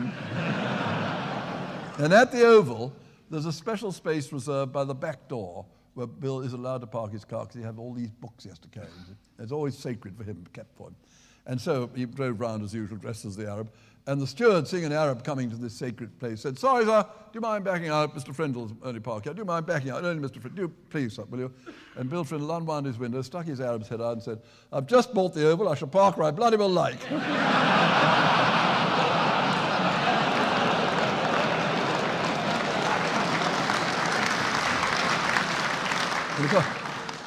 Of course, this encouraged Fred to say, "Anyone know what the fastest thing on two wheels in London is?" None of us knew. The answer was an Arab riding a bicycle through Golders Green.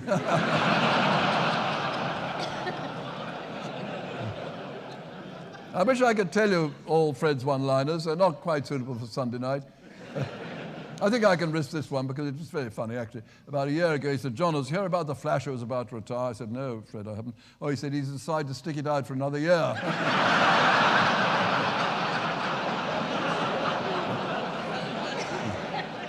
And he told me a clean one last year. He said, "John, is here about the Pole who went to have his eyes tested.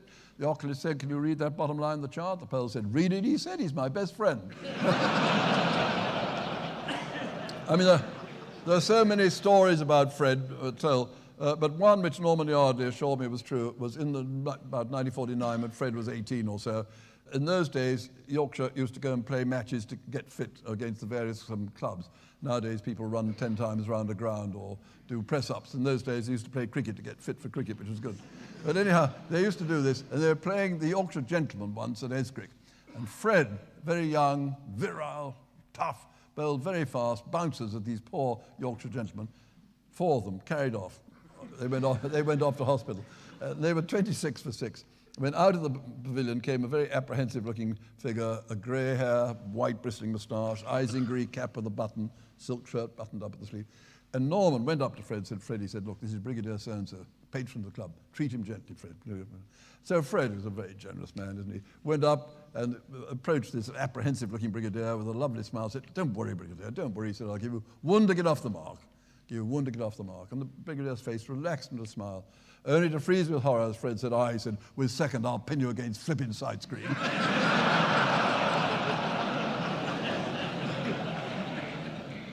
And then we have this funny thing in the box about chocolate cake. Well, it is silly, but someone once sent me a cake 16 years ago, roughly, for my birthday, and perhaps unwisely on the radio I said, "Thank you very much for that delicious chocolate cake." And since then, they come in droves. We were averaging 3 or 4 a day last year. Railingworth's always good for one. He comes in a tea time. But, we give some to old ladies' homes and children. We eat some ourselves, give some to we always have about 8 visitors in the box, and you can hear them chattering often. So we give them some cake, and we give the telly some cake. But they take so much trouble. Small boys wait at the back of the village. "My mum's baked this cake for you, Mr. Johnson." It's very touching. They do it beautifully. And they make wonderful cricket scenes in icing on them. And I'm president of a thing called the Glenealy Staff Cricket Club from Glamorgan. I'm president of about 10 different funny clubs. And they come up every year to Lord's with a cake for me. And they always presented me on the Saturday. And this year, they had a coloured icing replica of a famous picture in Lord's Museum, which shows W.G. batting and a fielder stooping down to field it in front of the old, where the Warner stand is now. And King Edward and Queen Alexandra are seen walking around with Lily Langtry, the King's mistress, in the crowd. Famous picture. They did it in colour, replica. It was marvellous. Too good to eat, too good to cut. So we put it in our freezer. And when people came to the house, we didn't say, "Come and look at that picture on the wall." We said, "Come on," and we took them in the kitchen. So it is rather stupid, but it's people are kind, and when people are kind, you just say thank you. And we played the silly trick, of course, on Alan McGilvray about 4 years ago. Alan McGilvray, incidentally, I think the least biased and the fairest of all commentators. He was a very, very good commentator, and knew his cricket because he captained New South Wales in the 30s, when people like Fingleton and O'Reilly were under him, and Don Bradman on occasion. So he knew his cricket, and he was very good. He didn't always understand our jokes. And at Lord's, about 5 years ago, I'd cut some cake up into slice on the desk alongside me, and I was commentating. When I saw him come in, I pointed the cake, and he nodded. And I went on yapping away, and I saw him take a slice, and he was going like it. And I said, that ball just goes off the edge of the bat, drops in front of first slip, and I saw Alan put it in his mouth. I said, we'll ask Alan McGilvray if he thought it was a catch.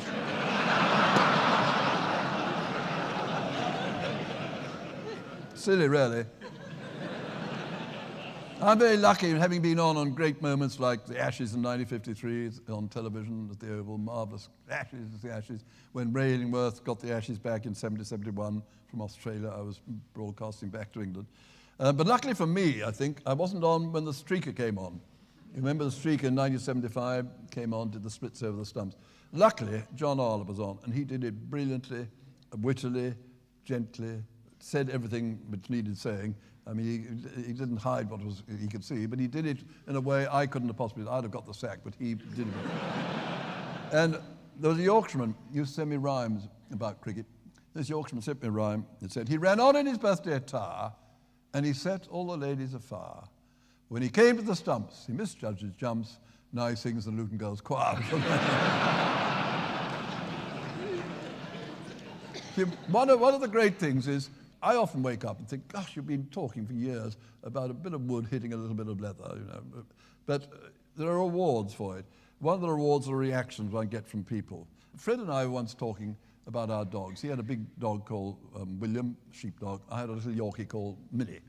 And he said, well, how's Minnie? I said, well, I'm very worried about her. Minnie, I said, we've had to put her in a dog hotel for the first time because my wife's away, housekeeper's away. And I said, when you leave a dog in one of those hotels, they look at you in their eyes, saying you're never coming back from me or being left. It's terrible. I said, I can't get that picture out of my mind. Still, I must go on with the commentary. We went on commentating. And about an hour later, knock on the commentary door. Outside, a man with a dozen red carnations. Inside, a little note saying, it's all right, all well here. I know you're coming back for me, love and licks, Minnie. And a lady had heard it in Hounslow, rung up the florist and Leeds, said, take these. So that sort of thing makes it worthwhile. All the thousands of letters we get make it worthwhile. They don't always understand us. I mean, some of the letters are marvellous. The two I always keep in the file. There was once when I said, Freddie Tippins is coming on to bowl. I said, he's got two short legs, one of them square. A woman wrote in, no need to be rude about people's disabilities, you know.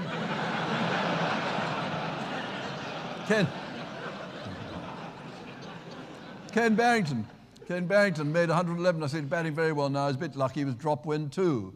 In came a letter, mother should be more careful with babies.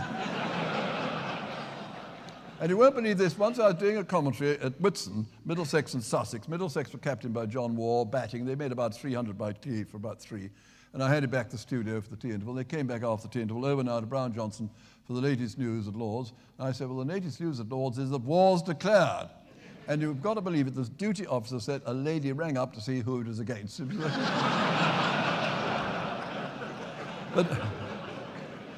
But you see, it doesn't worry me if I don't make myself understood, because, you know, there are other people in this world far higher than me who don't make themselves understood. I'll give you 2 examples.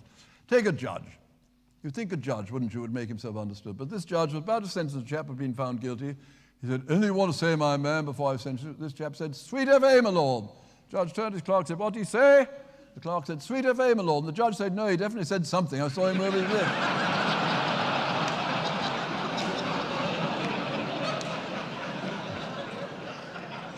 What about bishops? You think bishops make themselves understood? These 2 bishops were up for one of these synods in London. You know, they go to church house for a different subject each day. And they're having a little tea and crumpet in front of the fire at the Athenaeum, working out the subject for next day, how they're going to deal with it. Difficult one for bishops, premarital sex. They're trying to work out how they can deal with it. One said, for instance, he said, I never slept with my wife before I married, did you? The other one thought from him and said, I can't remember. What was our maiden name?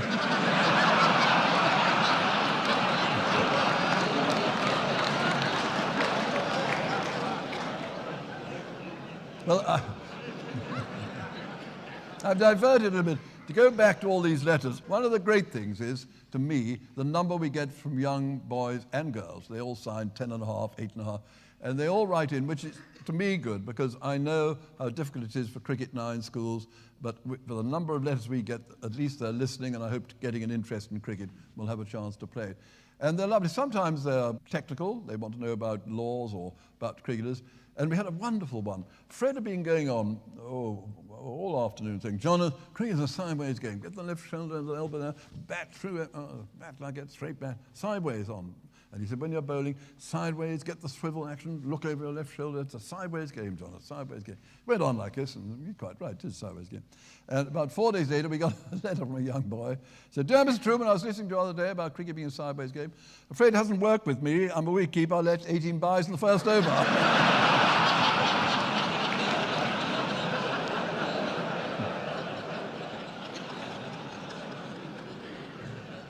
Now, the other thing they do, they send me stories. And as you know, I'm a sucker for stories.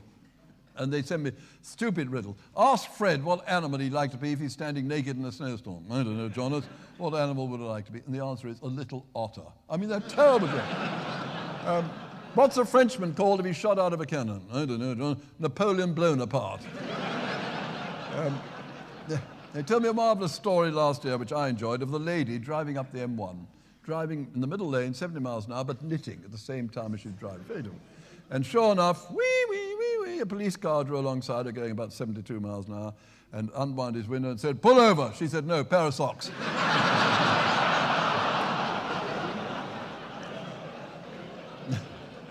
They then tell me about the whale who was swimming along in the Atlantic. He saw his friend the squid. He said, hello, squid, how are you? Oh, I'm not feeling at all well. I'm very ill. Not well at all. So the whale said, well, get on my back. We go and see my friend the octopus. So they swam along, the squid on the whale's back, and they came to the octopus' house. The octopus saw them coming. He said, hello, whale, how are you? Whale said, I'm fine. I brought that 6 quid I owe you.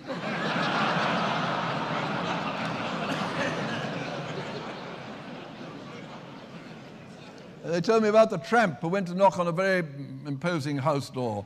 The lady came and said, what do you want, my man? She said, I'm very hungry, ma'am. I'd like something to eat. She said, certainly. Do you like cold rice pudding? Yes, I do. She said, well, come back tomorrow. It's still hot.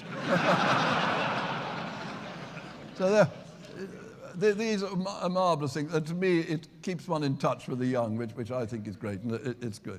Now, you can learn an awful lot from cricket, can't you? I've learned a tremendous amount of things.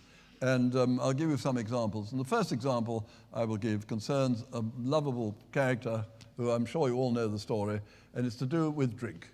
There's always dangerous drinking, isn't it? I mean, you know, in my job, you can't have too much, you can't in yours.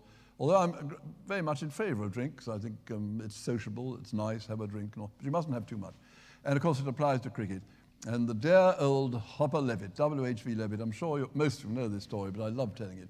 Hopper Levitt, a great wicketkeeper, kept wicket once for England against India, but he used to keep for Kent when Les Ames was playing for England, or when Godfrey Evans. Very good wicketkeeper indeed, stood up marvellous on the leg side. Great chap. And he liked a glass of beer, and I think he still does. Still smokes a foul-smelling pipe. He's a lovely person. And one night he did have rather a heavy night. Next morning, he had a most ghastly hangover, and this was 1947. He went into the Kent dressing room they were fielding, and they helped him on with his socks and his boots and his pads and his box and the shirt and everything. They dressed him up, and they pushed him out onto the field. And a young bowler called Harding, then for Kent, he sadly died, I think, shortly after.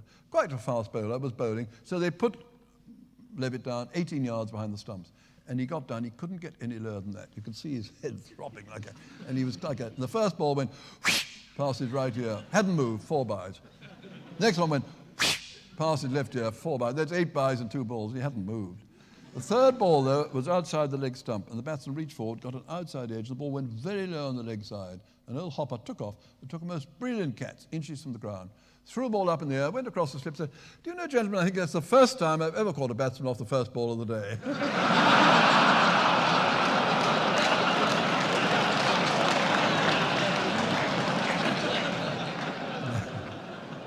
Now, I have checked that story with Hopper, and he said there's a basis of truth in it.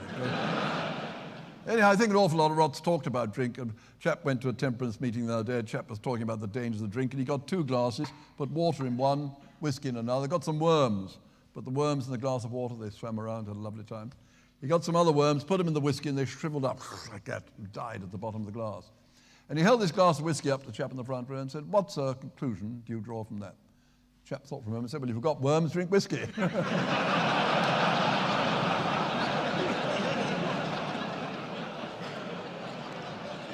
No. Humility. I think humility is very important, and I learned the hard way. I wasn't a bad wicketkeeper. I wasn't a good one. I was just so-so in club cricket, but I loved it, and I played an awful lot. And after the war, again, how lucky could I be? When I was in the BBC, there was no John Player, Refuge Assurance, or Sunday League, whatever it's called now. So you could get all the test players, all the visiting teams to come and play charity matches on Sunday. And I kept wicket for 15 years after the war to all the great bowlers, Linville, Laker, Locke, Truman, Miller, Bedside. You think of anyone. I kept wicket. Great fun for me, not much fun for them. But they were very kind to me. I remember once Jim Laker was bowling. I mean, absolutely marvellous. You don't realise what a great bowler it is until you kept wicket. Every ball comes up about here. He had tremendous bounce. But anyhow, he bowled the ball, and the batsman went right down the pitch, and I thought, off-spin bowler, Johnson, get outside the leg stump, leg side stumping, waiting there. And, of course, it was the one which went to the arm, went for 4 byes, but he didn't mind. People were kind. But I came down to earth with a bump, because I began to think I was getting rather good playing in these matches. And we went to the Dragon School at Oxford, where Richie Benner, the Australian captain, was playing, and I was keeping wicket. He's bowling his flipper and his googly and his top spinner and his leg break. I was reading them all well. They all went for 4 byes. I read them all. When the last chap came in, and Richie bowled him a tremendous leg break, this chap went right down the pitch, missed the ball by that much. It came into my gloves with all my speed, so I thought I flipped off the bail, said like that. The umpire said, great moment for me, a club cricketer stumping someone off, the Australian captain. So I was looking a bit pleased with myself, and I walked off the field, and the bursar school came up and said, jolly well stumped. I said, thanks very much. He said, I'd also like to congratulate you on the sporting way you tried to give him time to get back.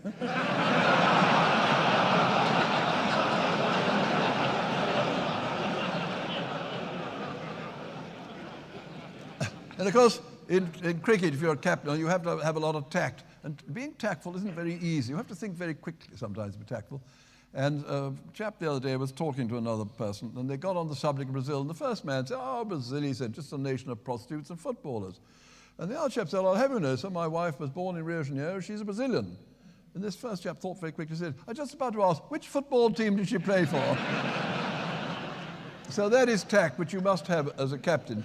And leadership is so vital. I've been lucky to commentate with some great captains. And 2 of the great ones, I don't say it sadly, but certainly came from Australia. Bradman, who had a very good side captain, admittedly, except in 1938. But Bradman, a great captain, and Richie Benner, one of the best. And if I pick English captains, Norman Yardley, who was just too nice to be a great captain, but he was a very good tactician, got the best out of his people, understood, a great reader of pitches, but just too nice to be great. Ray Illingworth is my choice for the best all-round captain, determined to win, great tactician, the men would follow him, and he was great. And then you had people like Mike Brearley. In later years now, we've had Graham Gooch leading from the front, not a great tactician, but by example, and he's certainly worked wonders, except in India, we won't mention this from him. But take Mike Brearley. See, everybody's different. Mike Brearley, a psychoanalyst, studied each person's character, a member of his side, to get the best out of them. Tough with one, more gentle with another, so got the best out of his side. And there's this great example of this in 1981, that famous match, Botham's match, do you remember, with Bob Willis as well, at Headingley. England had to follow on, Botham made 149 not out. Graham Dilley, with Kent then, went in and made his first 50 in first-class cricket in a test match, and Chris Earle made a 30-odd. And in the end, England recovered, so Australia had to make 130 only to win. Still, they had to make it. And Godfrey Evans, on behalf of Ladbrokes, offered 501 against England. 2 people took it, Lillian Marsh of Australia. And at the beginning of that innings at Headingley, Botham bowled downhill, downwind from the Kirkstall Lane end. Took a wicket, was off after about 5 overs. And trundling upwind and uphill from the football stand end was Bob Willis, age 32 then, fastest man on the side. Botham came off, Chris Earle took over from him. Willis was relieved after about half an hour, and about a quarter of an hour later was switched round, came in, downhill, downwind, bowled faster than Fairson I've ever seen him, and took 8 for 43, and England won by 18 runs. And I remember going to him afterwards, I said, well, look, Bob, why do you have to bowl uphill, upwind? He said, well, I wondered the same thing. So he said, I went up to my captain, I said, skipper, to Mike Brearley, why am I bowling uphill, upwind? And Brearley said, to make you angry. Now that is captaincy, but it worked. But you see, a different sort of captaincy I rather like. Keith Miller, the jovial chap from Australia, marvellous figure of a man, loved hitting sixes, bowling bouncers, backing horses, loved women, they loved him. He played the game on and off the field, you know, for fun. He was great, and he didn't worry much about tactics or laws, but he just enjoyed playing with his friends on and off the field.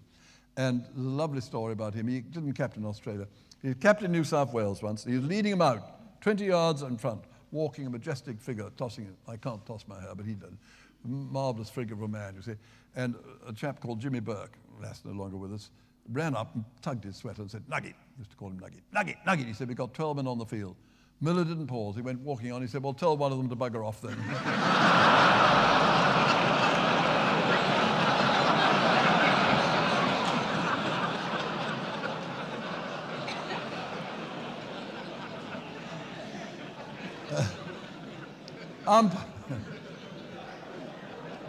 Umpires.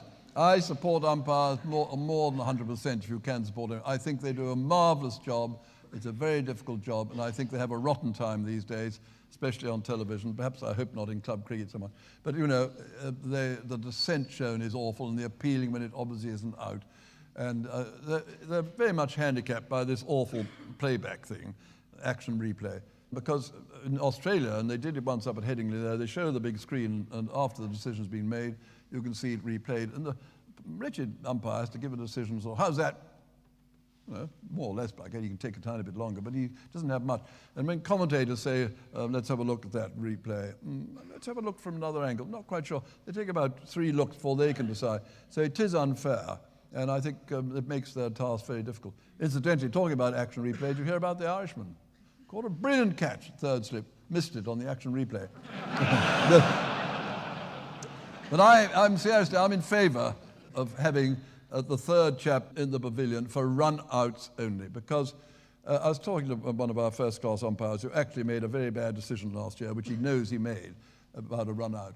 But he said, it is very, very difficult. You're standing at square leg. The batsman's coming this way. You've got to watch his bat and the popping creases there. You've also got to be slightly cross-eyed, and you've got to watch the stumps to see that the wicketkeeper doesn't mishandle it or that it actually hits the stumps. And you've got to know when it hits the stumps where the bat is. It is very, very difficult, and mistakes are often made. So I'm in favour of that being done on the action replay. But they're treated very badly. I'll tell you 2 stories which should never have happened. First one concerns Gilbert Harding. A lot of you remember Gilbert Harding, crusty on What's My Line, brilliant brain, but very intolerant of other people's ignorance, and a bit rude than he was. But he used to send them flowers the next day. But when he was at Ampleforth School, he said he was very short-sighted, very fat. And his headmaster said, "All right, Harding," he said, "you can go for walks instead of playing cricket." Now, this infuriated the young master, just down from Oxford, took the cricket, you see. And he thought he'd get his own back, which is always dangerous. And when he put the teams up on the board, masters against the boys, underneath he put umpire Gilbert Harding. So Gilbert had to go and umpire, not too pleased about it at all. And the master went in, hit the boys all around the field, 98 not out. When a boy bowling from Gilbert's end hit him right up here on the high in the chest, and stifled an appeal for leg before wicket, but not before Gilbert could say ouch, you see. And this infuriated the young master. Well, as he went past, Gilbert said, "Harding," he said, "I wasn't out. You weren't paying attention." Gilbert thought for a moment and said, "On the contrary, sir, I was paying attention and you weren't out." Then the dreadful story which Gerald Jim Laker used to tell about the Commonwealth tour in India in the 50s under Richie Benner, and there was himself, Bruce Doolan, and George Tribe, who bowled, of course, the Chinaman, the left arm off break.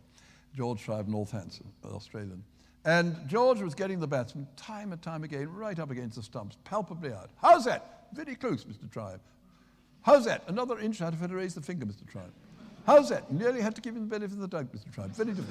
And he's getting fed up with this, and off the 6th ball, he more or less yorked the chap who was right in front of his stumps, like it must have hit the stumps, you see. And he turned around and said, "What about that?" And the man began mystery. He got no further than that. George turned round, took him by the throat, and said, "Have another look!" And he said, "You're right, Mr. Tribe."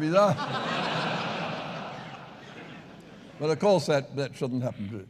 And then I always disliked the original umpire story of village cricket, where the home umpire, as they always are called, was umpiring against the visiting batsman, their best batsman. Again, he was hit somewhere up high in the chest, appealed for leg before wicket. The local umpire gave out, the home side. So as he went past, you see, this distinguished-looking batsman said, "I wasn't out, umpire." And the umpire gave the traditional reply, "Will you look in Wednesday's Gazette and see?" This chap said, "You look, I'm the editor."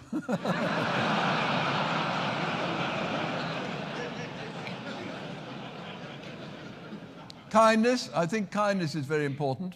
It sometimes doesn't work out. A lovely story told about Brian Close. You remember he was the youngest person to represent England, 1949. Then he went up with Freddie Brown, the junior member of the side, in 1950-51. I think he made 100 in his first match and hardly any runs after that. Not a great tour for him. But the story is told that they were going up by train from Sydney to Newcastle. They did in those days. It was in the evening. And there was a girl sitting in the carriage nursing a baby. And the chap opposite her kept on looking at this baby like that. And she said, "What are you looking at my baby for?" I'd rather not say. "What are you looking for?" And she went on. In the end, he said, "All right, I'll tell you. It's the ugliest looking baby I've ever seen in my life." Well, she rose, and all the ladies will understand. She burst into tears and stood out in the corridor, weeping her eyes out, holding her baby, when the MCC team came along on the way to supper, bringing up the rear, junior man. Brown close sees this girl, said, "What's wrong, dear? Can I help?" "Yes, I've been insulted by that man in the carriage." And she burst into tears again. He said, "Well, I tell you what, before I have supper, I'll go along there, bring you back a cup of tea to cheer you up." She said, "Oh, please," and burst into tears again. He came back 2 minutes later. He said, "There you are, dear." She was still crying. "There you are. Cup of tea to cheer you up." He said, "What's more, I've also brought a banana for the monkey."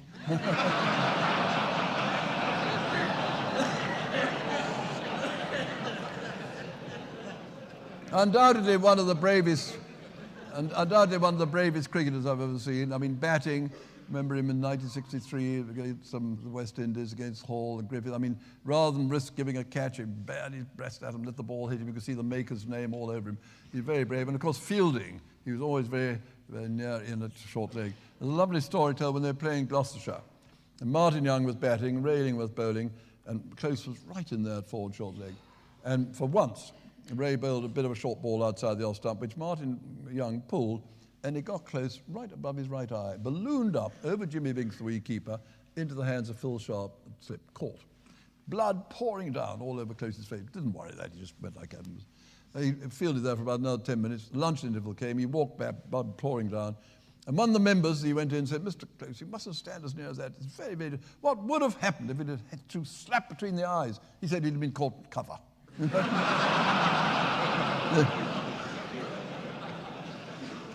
But he's a great person and one of the great characters. Now, a bit of advice which I give to people. Sometimes I get you a promotion, sometimes a sack, and that is, if you're going to do something and you think it is the right thing to do, but you suspect your boss may not think so, I say stick to your principles and do it. It could get you the sack, but it could also get you a promotion. And there's a lovely cricket story, which is an old one now, but it illustrates this perfectly, about the late Duke of Norfolk, who, if you remember, went as manager of Ted Dexter's in 62, 63. Strange chap actually to have as a manager, Duke, but they loved him in Australia because wherever MCC played, he leased a racehorse, ran it in the local meeting. And they tell me this story, which I hope is true. MCC were playing at Adelaide, South Australia, and outside Adelaide, about 22 miles, there's a racecourse called Gawler. And there's a lovely little paddock there with eucalyptus trees and gum trees, very picturesque. Duke had a horse running there. Thought he'd go and see it, saw it under the eucalyptus tree, walked across the paddock, pinstripe suit, Panama, MCC ribbon, very much the Duke. And as he approached the horse, to his horror, he saw the trainer put his hand in his pocket, give the horse something to eat, you see. And he thought, "Oh my God, member of the jockey club at home," went up the train and said, "I hope we didn't give him anything you shouldn't have. We don't want any trouble with dope there, trainer." Trainer said, No, Grace, no, I just gave him a lump of sugar." He said, "I'm going to eat one myself." He said, "Would you like one?" Duke thought he'd better humour him at the lump of sugar. Talked about the race and went off to watch it from the grandstand. 5 minutes before the race started, in come the jockeys waddling in as they do. The jockey went up under the eucalyptus tree, the Duke's horse. The trainer said, "Look," he said, "this is a 7-furlong race. First 5 furlongs, he said, tucked him behind and don't move. But for the last 2 furlongs, he said, give him all you've got. And if anyone passes you after that, it's either the Duke of Norfolk or myself."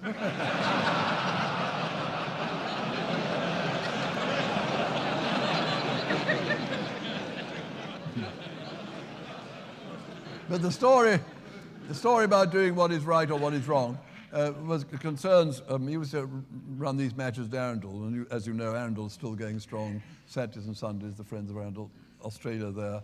And anyhow, they're marvellous matches, but he used to run these against local teams. He's running one against Sussex Martins one day, 11 o'clock start in those days, 11:15, umpire short. So the Duke's all right, he said, "I'll go down to the castle, I'll get my butler Meadows." So he got in his shooting brake, Labradors lying in the back, drove down, went through the green baize door in the pantry. There was Meadows, the butler, polishing coronets and stuff. So he said, "Take your apron off, put a white coat on, come and umpire, Meadows." So reluctantly, Meadows didn't know much about cricket. And it was one of those days, gentle drizzle, not wet enough to stop, but making the ground very slippery and difficult. And the Duke's team were batting 110 for 8. And the Duke came in at number 10, went to non-strikers end. Chap batting thought, well, I better let him have the bowling. Pushed her under cover, said, "Come on, Grace, come on." And his Grace set off, but it was very slippery. And he slipped up, landed slap in his face in the middle of the pitch. Meanwhile, cover point picked the ball up, threw it over the top of the stumps. Wicketkeeper whipped off the bails, turned the square leg umpire and said, how's that? And the square leg umpire, inevitably, was Meadows the butler. What was he to do? I mean, he knew what he ought to do, and there was his boss, wouldn't be too pleased. But he stuck to his principles, and he drew himself up and said, His Grace is not in. It was rather good.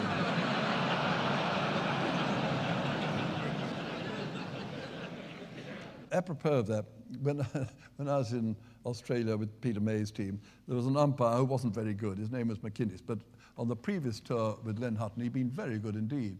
But somehow he'd failed, and he made one or two bad mistakes.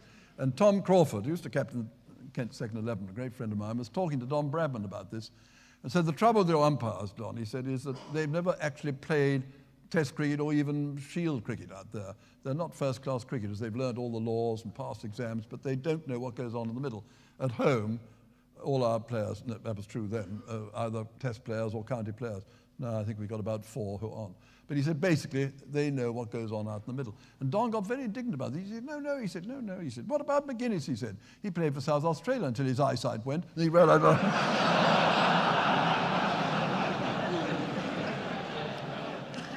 and I'm going to lunch at the Savoy on Wednesday, the Australian team, and I shall tell them the story which was told by the best after-dinner speaker I ever heard, the late Lord Justice Burkitt. He told it in 1953 to Lindsay Hassett's team, and he said how welcome they'd be wherever they went in the British Isles, but he said one word of warning: we don't wear our hearts in our sleeves in this country.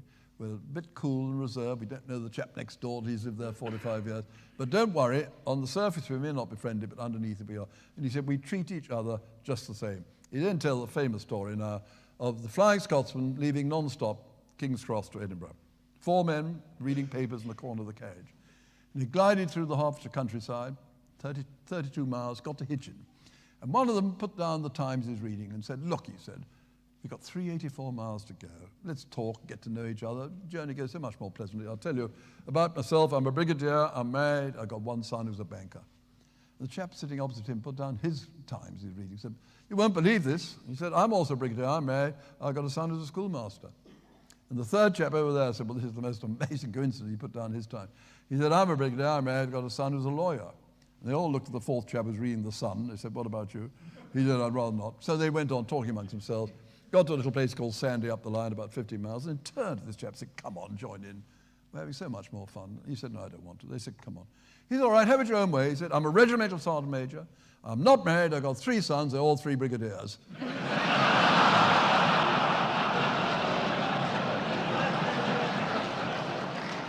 Well, and then there's other things about cricket. There's a lot of pressure, I tell, these days, but people do, don't they, get irritated, and aggravated, and frustrated. And I think it's dreadful because, as I say, it should be fun.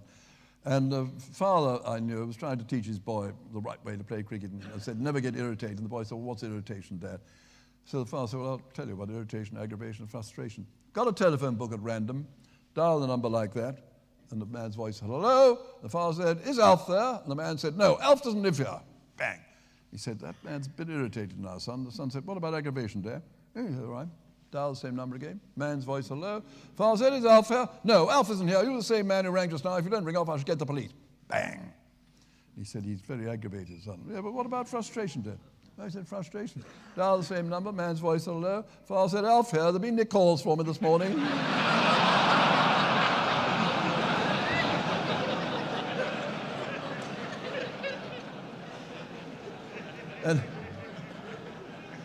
And the other thing is, don't panic. I mean, there's nothing more awful than seeing a cricket team panicking. And I love Corporal Jones, don't you, Dad's on. Don't panic, don't panic. And a perfect example of how not to panic. The chap woke up one morning, drew the curtains, looked out in his garden, and to his horror, he saw a gorilla in the tree in the garden. Well, he didn't panic, really, because he went straight back, got Yellow Pages, dialed gorilla catcher, got a gorilla in the tree, no problem, so I'll be around in a quarter of an hour.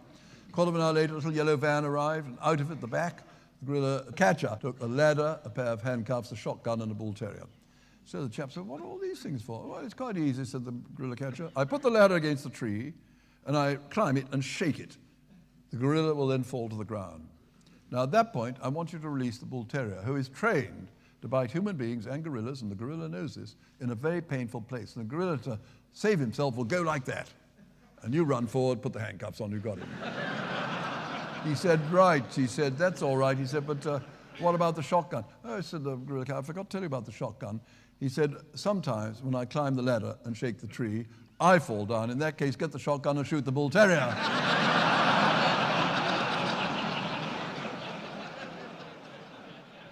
And just one more story. My young 10-and-a-half grandson told me. It's extraordinary stories. They come back from school. And this was about 3 football fans, Englishman, Scotsman, and an Irishman. They were stranded in the desert. I don't know what they were doing in the desert. They were stranded in the desert, been there for a week, very hungry, and they came across a dead camel. So they decided to cut it up and eat it. And the Scotsman said, well, I support Hearts, I'll eat the heart. And the Englishman said, well, I support Liverpool, I'll eat the liver. And the Irishman looked a bit glum. He said, I support the Arsenal, I'm not feeling very hungry.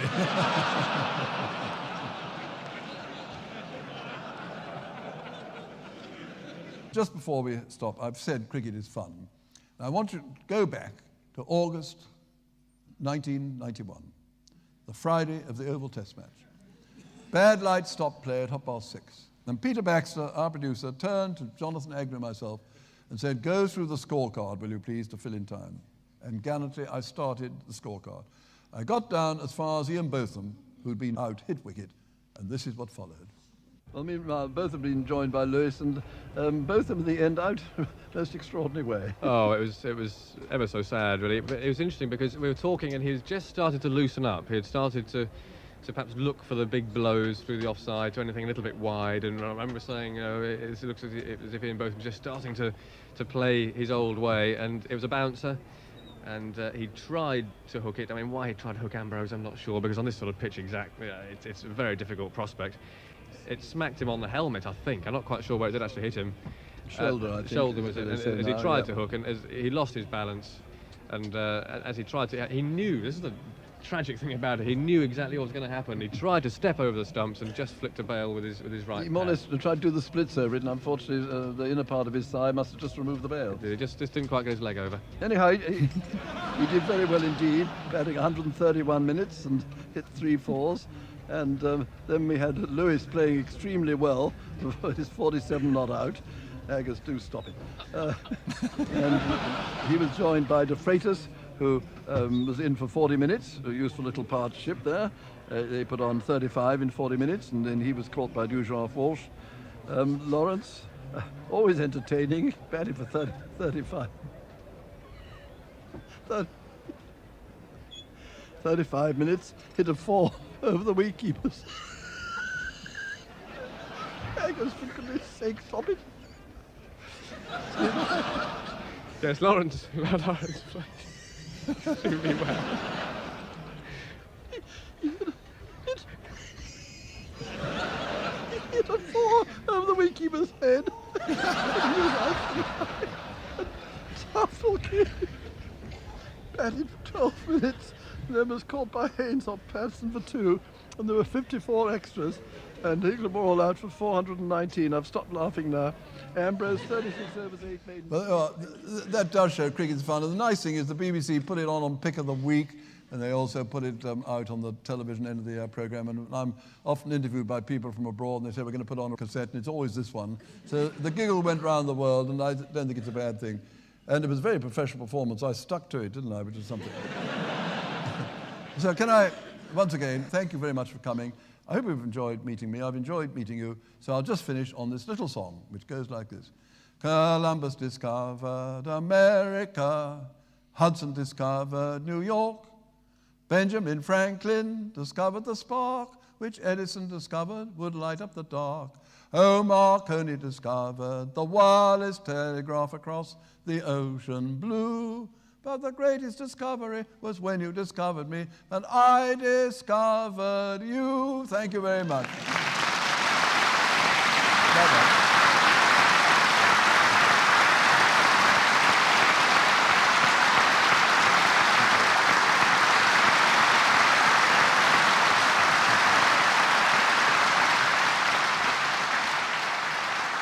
Thank you.